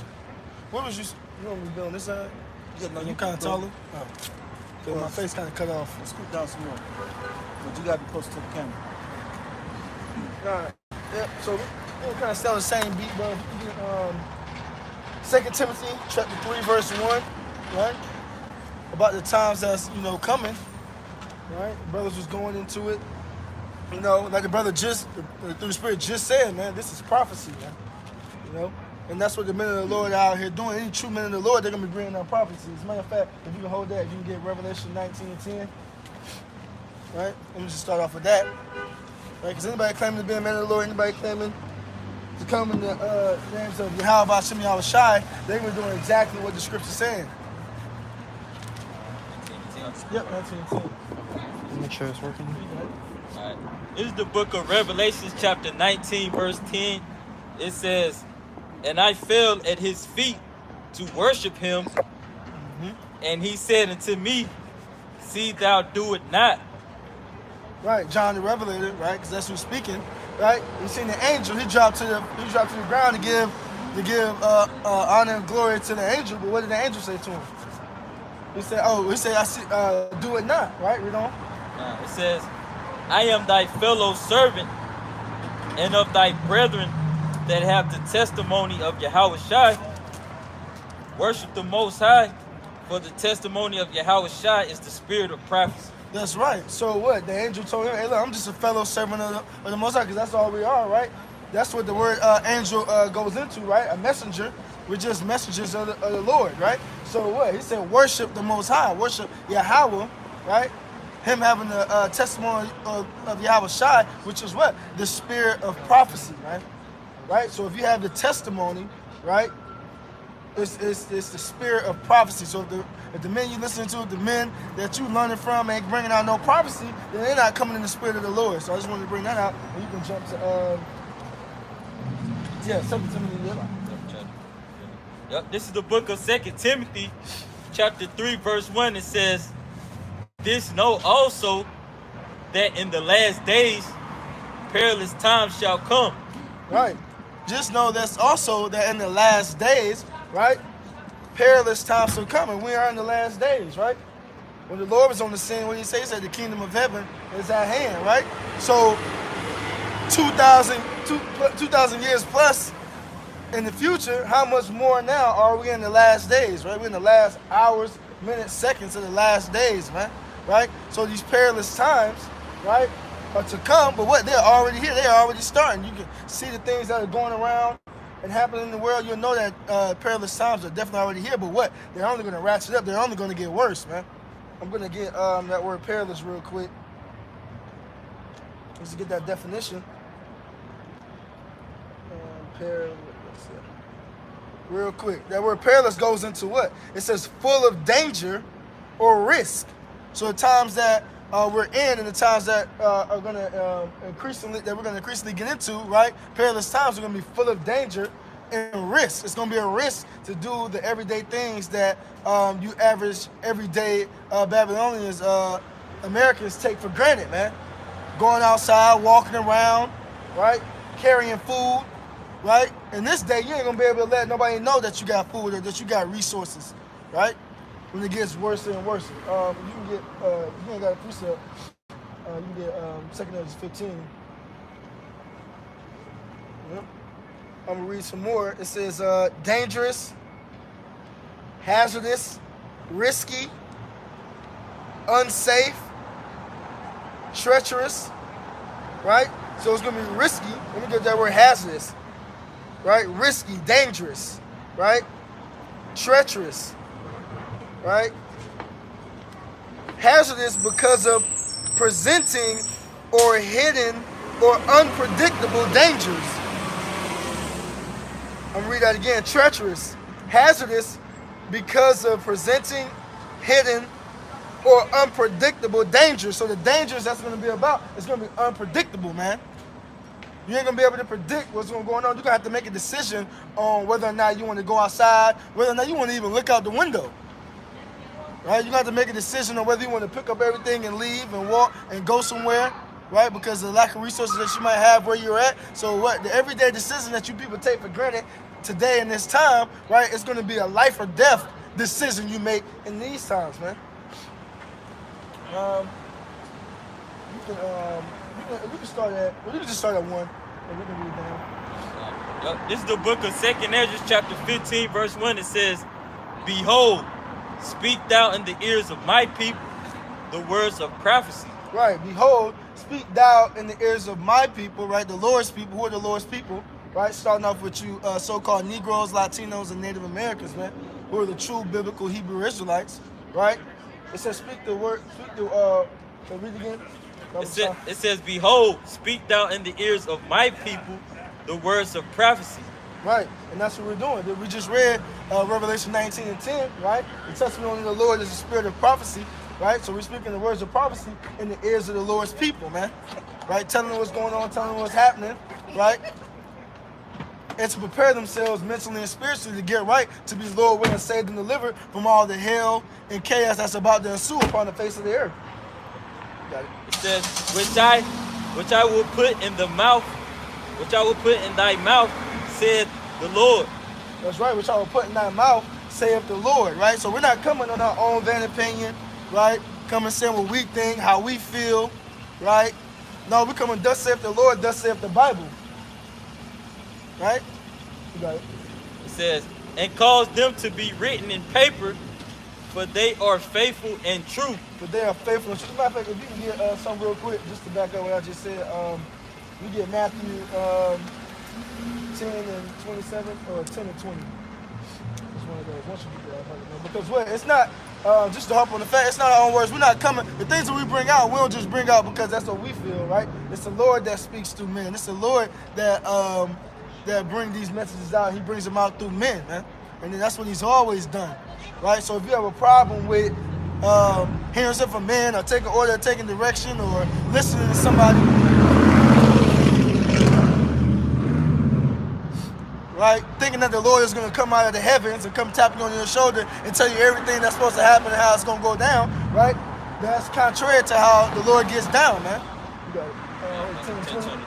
Yeah, you got it. It says, this is the book of Matthew chapter 10, verse 20. It says, "For it is not ye that speak, but the Spirit of your Father which speaketh in you." That's right. So when you see brothers out on the highways and byways, it's the Spirit that's speaking, man. It ain't us, right? It's the Spirit that brings out what needs to be heard or what needs to be said, man. As a matter of fact, you can get Hebrews 1 and 1 real quick. Unless you got something. What you got something? Oh yeah. If you, either one. This is the book of Luke chapter 10, verse 16. It says, "He that heareth you heareth me, and he that despiseth you despiseth me, and he that despiseth me despises him that sent me." Right, that's red letter, right? Come. Right, that's Lord Yahushua speaking, man. Say, "He that heareth you heareth me." So when we're on the highways and byways, man, and you hear what we got bringing out, you hear what we got to say, it ain't us that's speaking. And if you hate what we saying, you despise what we saying, right? You're really despising and you hating the Lord, he that sent us, right? And ultimately, you really don't hate him. You hate because the Lord only came to do his Father's business, man. He ain't even come on his own thing, doing his own thing. He came to do his Father's business, right, in complete order. And what? And if you hate what he has going on, you hate what the Heavenly Father has going on, right? Which we know your arms are too short to slap box with God. You can't deal with the Most High. The Most High will not be mocked, right? You can mock, you can scoff, you can laugh, right? Come at the men of the Lord, walking up and down the street smirking, right? Misusing the prophets, right? But what? At the end of the day, the Lord is going to get the last laugh. And just as he speaks through his men when he's rebuking, right? When the Lord laughs, best believe he's going to be doing it through his men as well. When the men are eating and drinking in times of calamities and stuff like that, best believe the men of the Lord are going to get the last laugh in these days, man. Lord willing, we be some of those men. Where's that? St. Louis, right? Okay, yeah, you can go back to 2nd Ezra. Yeah, what you got? Hebrews, anyway? No, you good. No, I was saying you still wanted Hebrews. No, you good. That was the same point. Yeah. And we just gonna read down. This is the book of 2nd Ezra, chapter 15, verse 3. It says, "Fear not the imaginations against thee. Let not the incredulity of them trouble thee." Right, we're not going, just because people don't believe just because their disbelief is not going to deter us from doing what we have to do, man, or us believing in what we see in these scriptures, man, because the prophecies are speaking, man. Right? That's what the scriptures say. You that have the eyes to see, let them see spiritually. We can see these things. So if anybody don't get it, that's gonna make. If you can get real quick, Romans 3:3. Your disbelief is not gonna make the will of the Lord without effect, man. Let me benefit. Right? All these things are gonna come to pass. Just because you don't believe, it's not gonna stop the show, right? Just because you believe that America ain't gonna get destroyed by nuclear thermal missiles, right? Don't mean it ain't true. They ain't building those missiles for no reason. This is the book of Romans chapter 3 verse 3. It says, for what if some did not believe? For what if some did not believe? You got it. Shall their unbelief make the faith of the Most High without effect? You got it. You got it. Okay. It says the Most High forbid. Most High forbid, meaning hell no. Just because they don't believe, just because they can't see what's going on, don't mean these things aren't happening within the earth. Right? Brothers bring it out all day, every day. Right? On the highways and byways, on their shows at home, or whatever they have to do to push this word, right? Men who are watching, we see these things, man. Right? So just because you don't believe in what we're bringing out, don't mean it's going to make what the Lord got going on without effect, man. Right? The Lord's word is not going to go out void. It says, yeah, let the Most High be true, but every man a liar. Yep, that's why the scriptures say we ought to obey the Most High rather than men. Right? Because it's the Most High that's true, man, in everything that he says and does. It says, as it is written, that thou mightest be justified in thy sayings and mightest overcome when thou art judged.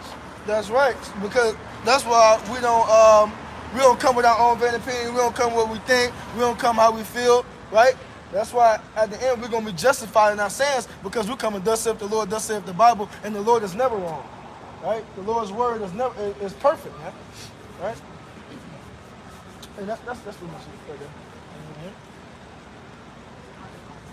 Back in 2nd Ezra chapter 15, verse 4, it says, for all the unfaithful shall die in their unfaithfulness. That's the judgment. That's what will happen. Just because you don't believe, right? All the unfaithful shall die in their unfaithfulness, man. Right? That's what's going to come to you. That's going to be your reward. That's going to be your judgment for your disbelief, man. Right? That's why it's imperative that when we come into this thing, we're fully persuaded, right? And we fully trust in the Lord, because those who don't really believe and don't really trust are going to perish, man. That's the reason Sirach, if you can get some real quick, since you're in the pocket, but Sirach 2 and I believe it's 13, but I know right? Again, so that's why, because those who don't believe at all, right? They're a foregone conclusion. They're gonna catch that judgment. They're gonna get what's coming to them. But also, we gotta, speak the same things for ourselves first and foremost, because what the Lord, right? In order to be saved, to be defended, we have to truly and wholeheartedly trust in the Lord, man. We can't have no half dealings with the Lord, man. No half stepping. One foot in the world, one foot in the truth. Right? No, you gotta be fully on board with the Lord in this program, and trust in the Lord that He's gonna save and deliver us when these times come. What is it? Yep, that's it. This is the book of Sirach, chapter 2, verse 13. It says, woe unto him that is faint-hearted. Faint-hearted. Faint going into being weak. And hearted, that word heart going back to the Hebrew word live, which means your mind. Weak-minded. Right, read that again? Yep. This is the book of Sirach, chapter 2, verse 13. It says, woe unto him that is faint-hearted. That is weak-minded. You can't be weak-minded coming into this truth. Right? Apostle Hart just did a lesson. Right? I didn't get to catch all of it, but what? It was telling you can't be emotional when you get into this thing, man. Right? You can't be weak-minded. You got to have that I forgot that solid that fortitude mentally, man. right? You got it. It says, for he believeth not. For he believeth not. If you have here, have there, you get emotional, weak-minded on certain topics that come up when it comes to this truth, man. Right? You truly don't believe. You really don't believe. You're really waiting on any excuse or inkling to not believe in this thing for real, man. Right? You got it. It says, therefore shall he not be defended. Therefore, so he shall not be defended. So if we claim to be trusting in the Lord, we claim to be men of the Lord, you got to fully trust in the Lord with everything. From Genesis all the way to Revelation, the whole road, man. Everything that's in it, right? And everything that's said in all the prophecies, and believe that all these things to be true, man. We just read that it's caused them to be written in paper, for they are faithful and true. You have to wholeheartedly believe it. It's not just saying it, right? Because if not, well, what we're about to get into, all the calamities like the brothers was already getting into, right? All these calamities, woes, and plagues, right? Like this next verse is about to say in 2nd Ezra, all these things to come, you will not be defended. The Lord ain't gonna defend nobody who was half step and half assing when it came to his business. You got it. Yep. This is the book of 2nd Ezra, chapter 15, verse 5. It says, behold, said the Lord, I will bring plagues upon the world. Right, so this is what's coming, right? Speak thou in the words of my people, the words of prophecy, right? To prophesy means to say something before it happened. These things about the before the face of the earth, right? Plagues upon the world. You got can you read that one more time? Nah, this is the 2nd Ezra chapter 15, verse 5. It says, behold, saith the Lord, I will bring plagues upon the world, the sword, famine. Oh, sorry, you're right. I just want to get this word plague real quick, right? This says, I will bring plagues upon the world. When you plague something, right? This is that word plague in a verb form, because the Lord is going to plague the world, right? To cause continual trouble or distress to. So the Lord is about to cause continual trouble and distress to the world, right? Let me get some more that says to afflict, cause suffering to torture, to torment. The God of the Bible is about to torture and torment you everyday Americans for not, especially you so-called Negroes, Latinos, and Native Americans, because first and foremost, this is what this word is for. This is what this warning is going out to. These heathens, they're going to catch their judgment regardless. But you Jakes, right? All these things are going to come to you because you had the chance to repent. You had the chance to turn back and get right with your power, right? But when you had liberty, you chose to do your own thing. You chose to follow after the ways of the heathen. And these are the things that's going to befall you for not turning back unto the Lord. It reads, to afflict, cause suffering to torture, right? To trouble, to curse, right? All these things are falling you Jakes, you so-called Negroes, Latinos, and Native Americans, because you're cursed for forsaking the Lord, man. Right? It reads to dog, right? The Lord is about to dog you people, man. Right? And when you click on that word dog for a definition, it says to follow. To follow someone or their movements closely and persistently, right? So we're talking about these plagues, these woes, these calamities, right? That's gonna closely and persistently follow you, man. In these times, man, you're not gonna be able to get away from them. Like it reads in the 16th chapter. I don't know if the brothers got it, right?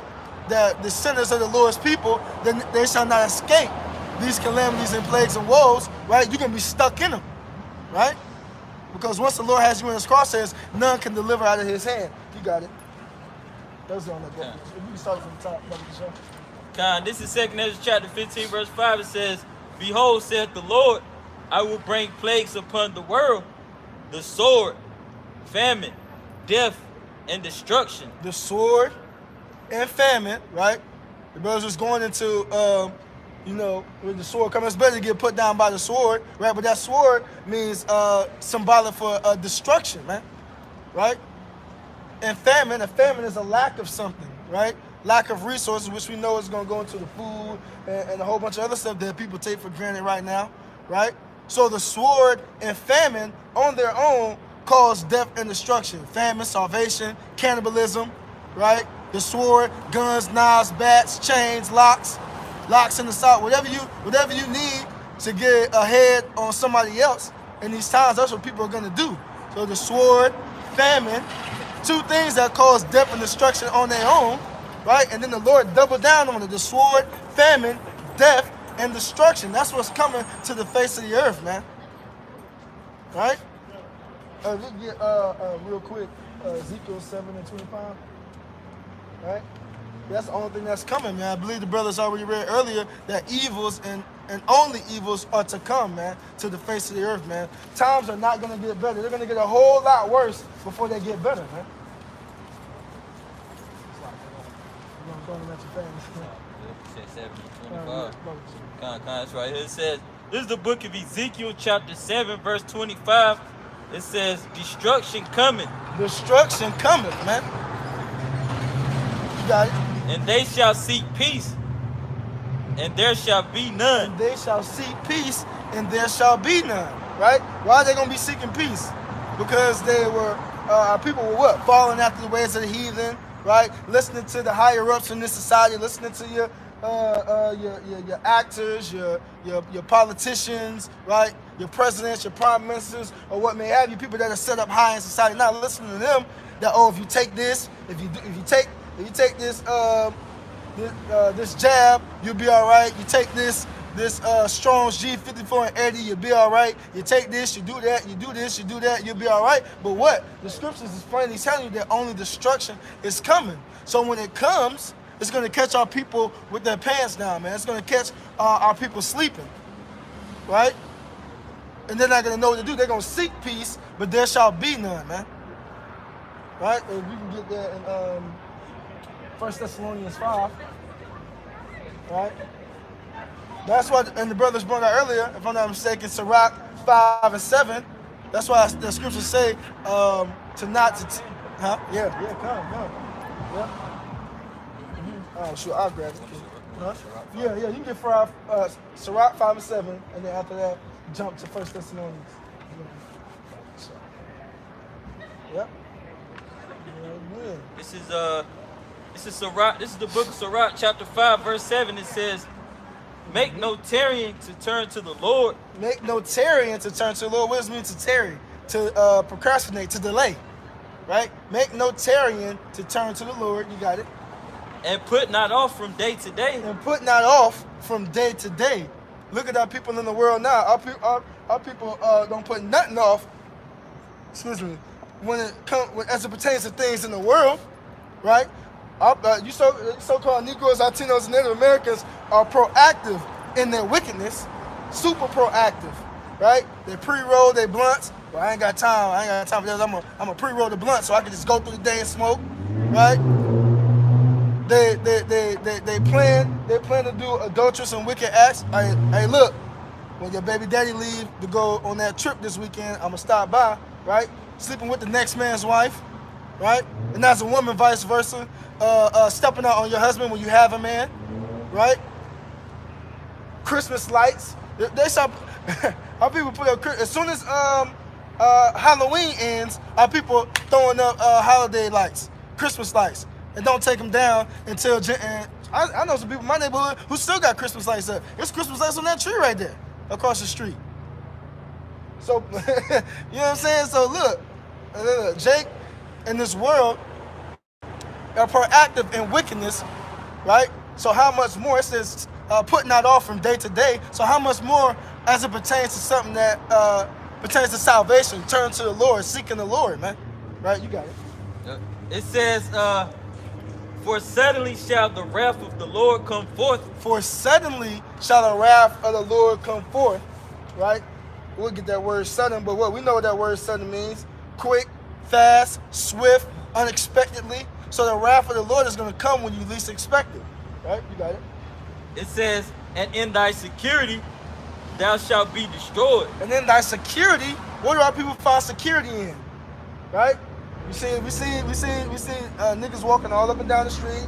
They gang banging. They find security in their sets. They gang banging, thinking they're the toughest on the street. They find security in their guns, knives. Right? Find security, and then what? Find security in their jobs. Cars, clothes, money, hoes. everything that this world promotes, right? So in thy security, you got it. It says, and in thy security thou shalt be destroyed. Thou shalt be destroyed. And everything that you think that's keeping you stable now, when everything's okay, when everything is cool, you in the military, right?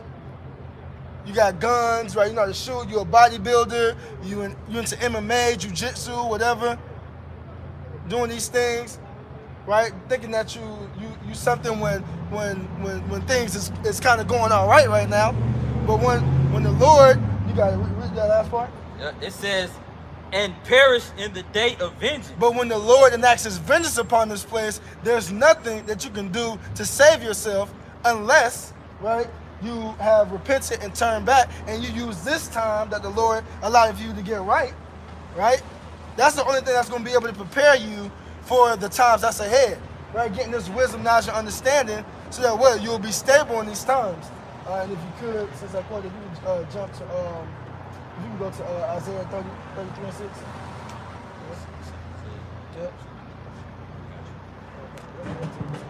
Yep. Because this is the only thing that you can do to get right, to save yourself from all this hell and destruction and chaos that's about to ensue on the face of the earth, man. Right? You can't get it no other way, man.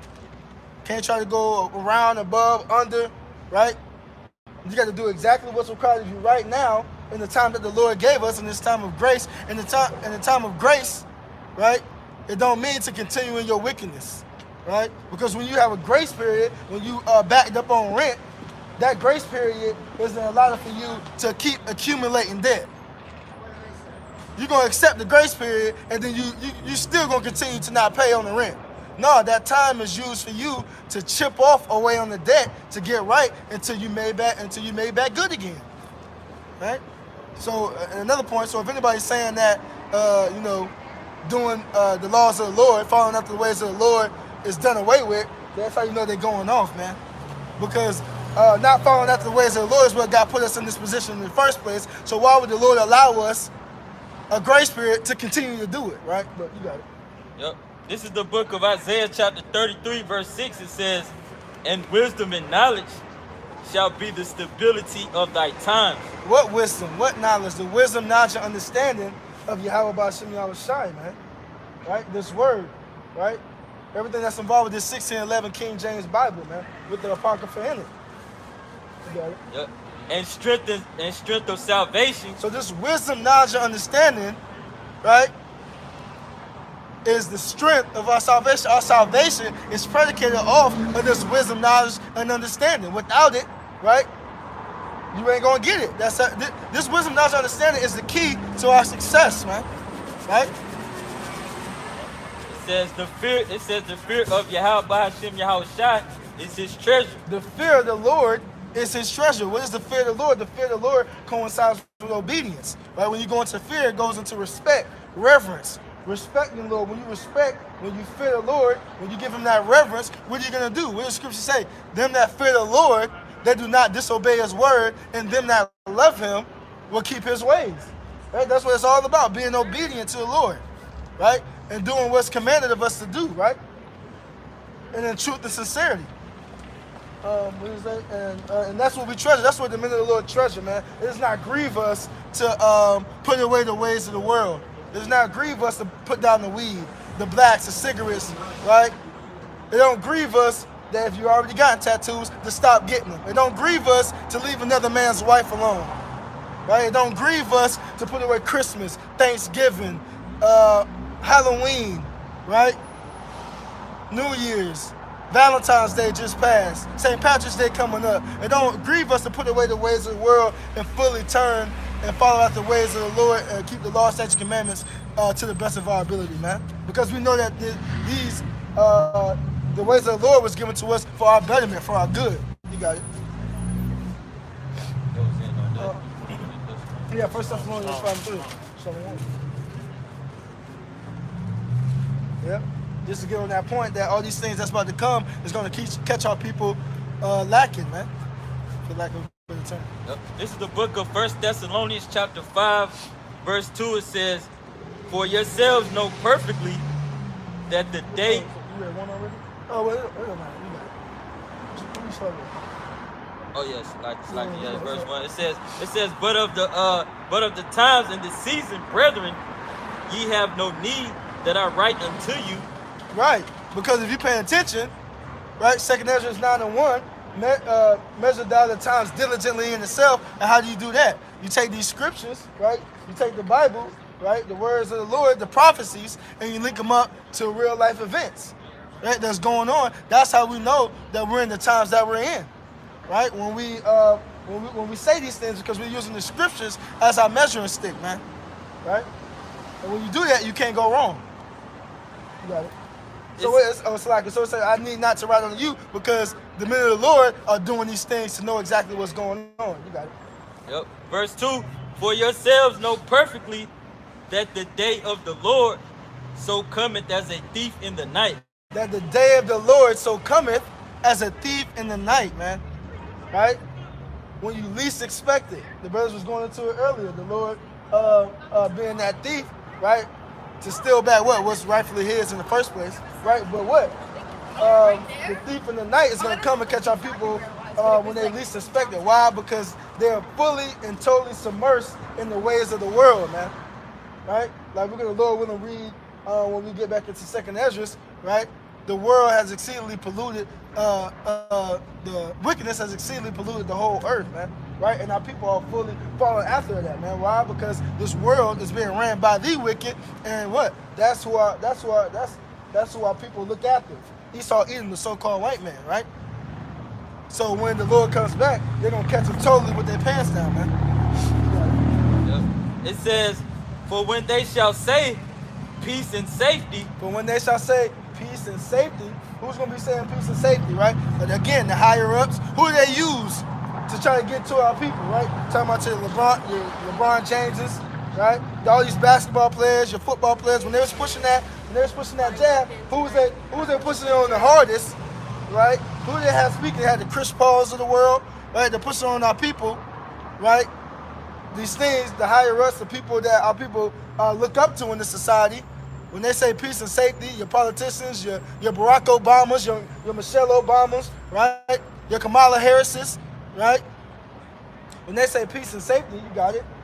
It says, then sudden destruction cometh upon them. Right, but then sudden destruction cometh upon them. Right? Again, that word sudden goes into quick, fast, swift, unexpectedly, right? The plagues of the Lord, like we just read, right? The sword, famine, death, and destruction. All these things are going to catch our people when they least expect it, man. It's going to be sudden, right? But like we just read, it's not going to be sudden to those who are paying attention, right? You got it. It says, as travail upon a woman with child. As travail upon a woman with child. And brothers know, if they have children, they know what it's like, what the woman goes through, right? Those contractions, those birth pains that happen, the plagues of the Lord, that's how they're going to come upon the earth, right? When they have the contractions, when the baby is about to come, the woman will tell you that the next contraction, right, won't give her time to get over the last contraction she had. Right? She's trying to recover from the first contraction, and then the next one coming. Them birth pains just keep coming and coming and coming and coming until when, right? That baby come, right? And that's symbolic for what? These plagues, these woes, these calamities that's about to befall the face of the earth coming in rapid succession until when? The end all be all, right? Right? That nuclear war, that nuclear destruction, those 200 million ICBM nuclear warheads that are going to touch down here in America, right? And the nuclear destruction that's going to befall wherever other place that the Lord has controversy with, man. Right? That end all be all. Right? But when we be saved and delivered from all that, that's why you got to be vigilant and sober before all these, and use this time that the Lord has gave us and not take it for granted, man. You got it. It says, and they shall not escape. And they shall not escape. Right? All these plagues, all these calamities, all these wars that's about to come upon the earth. Those who didn't take this serious, those who laughed, those who mocked and scoffed, right? Who misused the prophets, right? The place of the Lord is going to come, and you're going to not escape. As a matter of fact, I quoted that. If you get 2 Chronicles 15 and 36, right? Because you have the men of the Lord up here, but what? Our people take it as a joke. Our people take us as a spectacle, as something to just look at.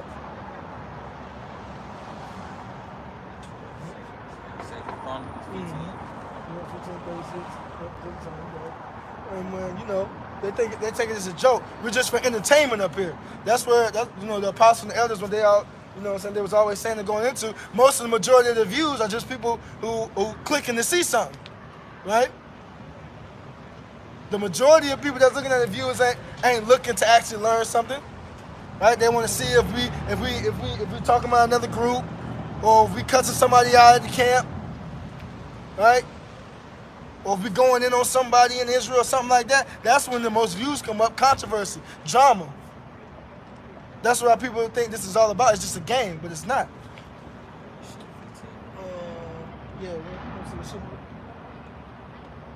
I'm sorry, Salaki. 36. Yeah, my fault. Yeah, my fault, Salaki.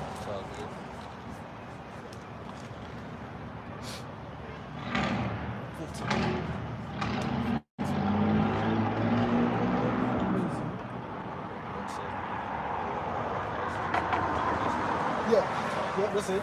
Yep. This is the book of 2 Chronicles, chapter 36, verse 15 says, "And the Lord and Yahweh power of their fathers sent to them by his messengers, rising up betimes." Right, the messengers, the prophets, right? The Lord sending men, right? That's why it's imperative that when you come into this thing and you learn it, that you pray to the Lord that he sends you to the right men, because there are men out here, the scriptures say it, right? That the Lord sent his prophets, sent his messengers, right?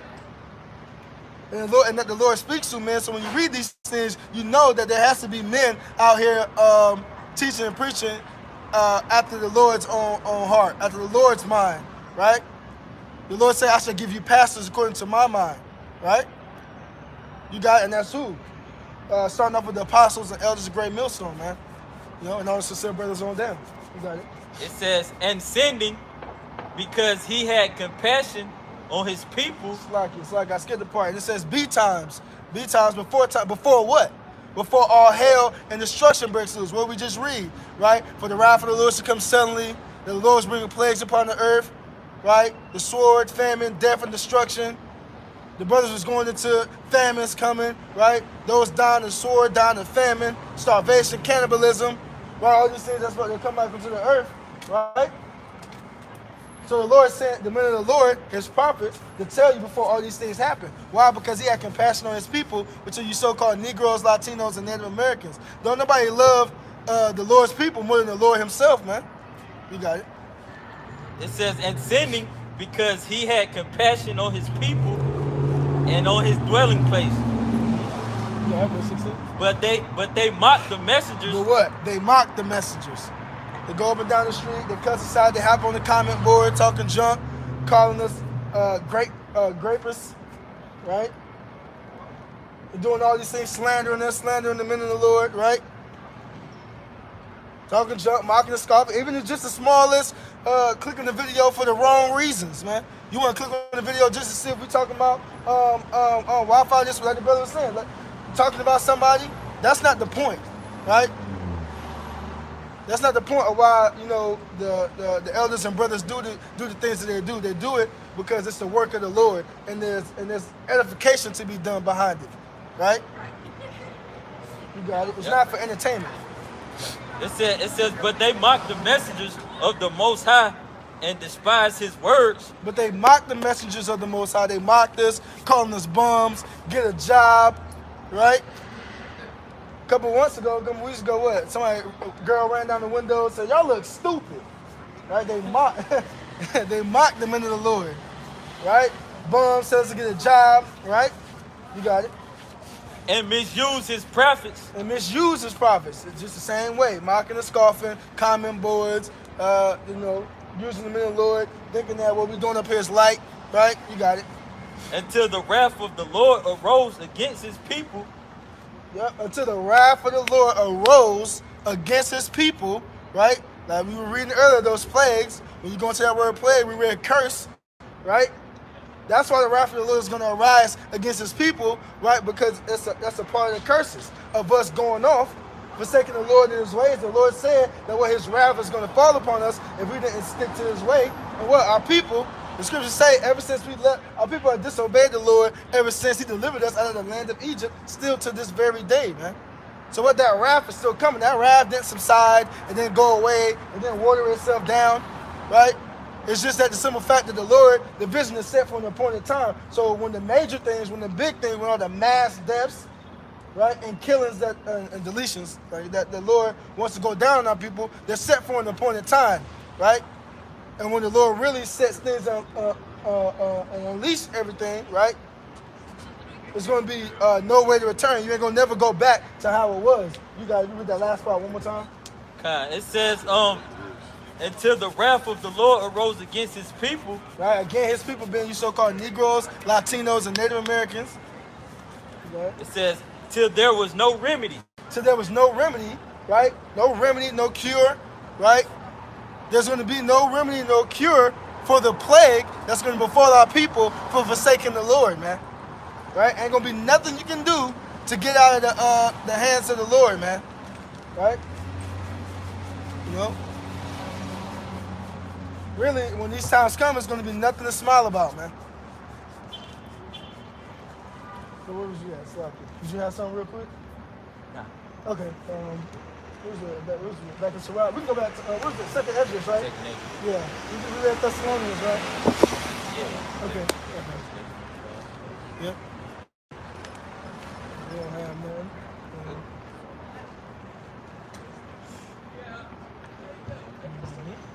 Yeah, so these times that's coming, man, and the Lord is all for it, man. Right? So the day of the Lord is going to come when they least expect it, right? The scriptures also say that the day of the Lord shall come as a destruction from the Almighty. So these things that's about to happen, the things that we bring out, the things that we say, the Lord is all for it. It's signed off by the Lord. It's coming from the Lord. We ain't bringing it, right? You got it. This is the book of 2nd Esdras, chapter 15, verse 6. It says, for wickedness hath exceedingly polluted the whole earth. For wickedness has exceedingly polluted. So when we say these things, we're like, well, why? Why the Lord going to do this? Why the Lord going to do that? Like, what's going on? What's happening? It says, for wickedness has exceedingly polluted the whole earth. Why? Job 9:24. For the world was given into the hand of the wicked. Right? Who is the wicked? Esau, Edom, the so-called white man. He's ruling this world in wickedness, and he has like the reason Habakkuk the second chapter, I don't want to butcher it, but what this devil has seduced and pushed his ways upon all the people of the earth, man, right? Including our people, man. That's why 2/3 of our people are gonna catch this judgment, right? Because they are following after the ways of the devil, man. You got it. It says, and their hurtful works are fulfilled. Yep. You got it. It says, therefore said the Lord, I will hold my tongue no more as touching their wickedness. That's right. And the Lord, and the difference between the Lord, Yahweh Bashim Yahushua, and any other, and anybody else, when the Lord speaks, that's when that's action, man.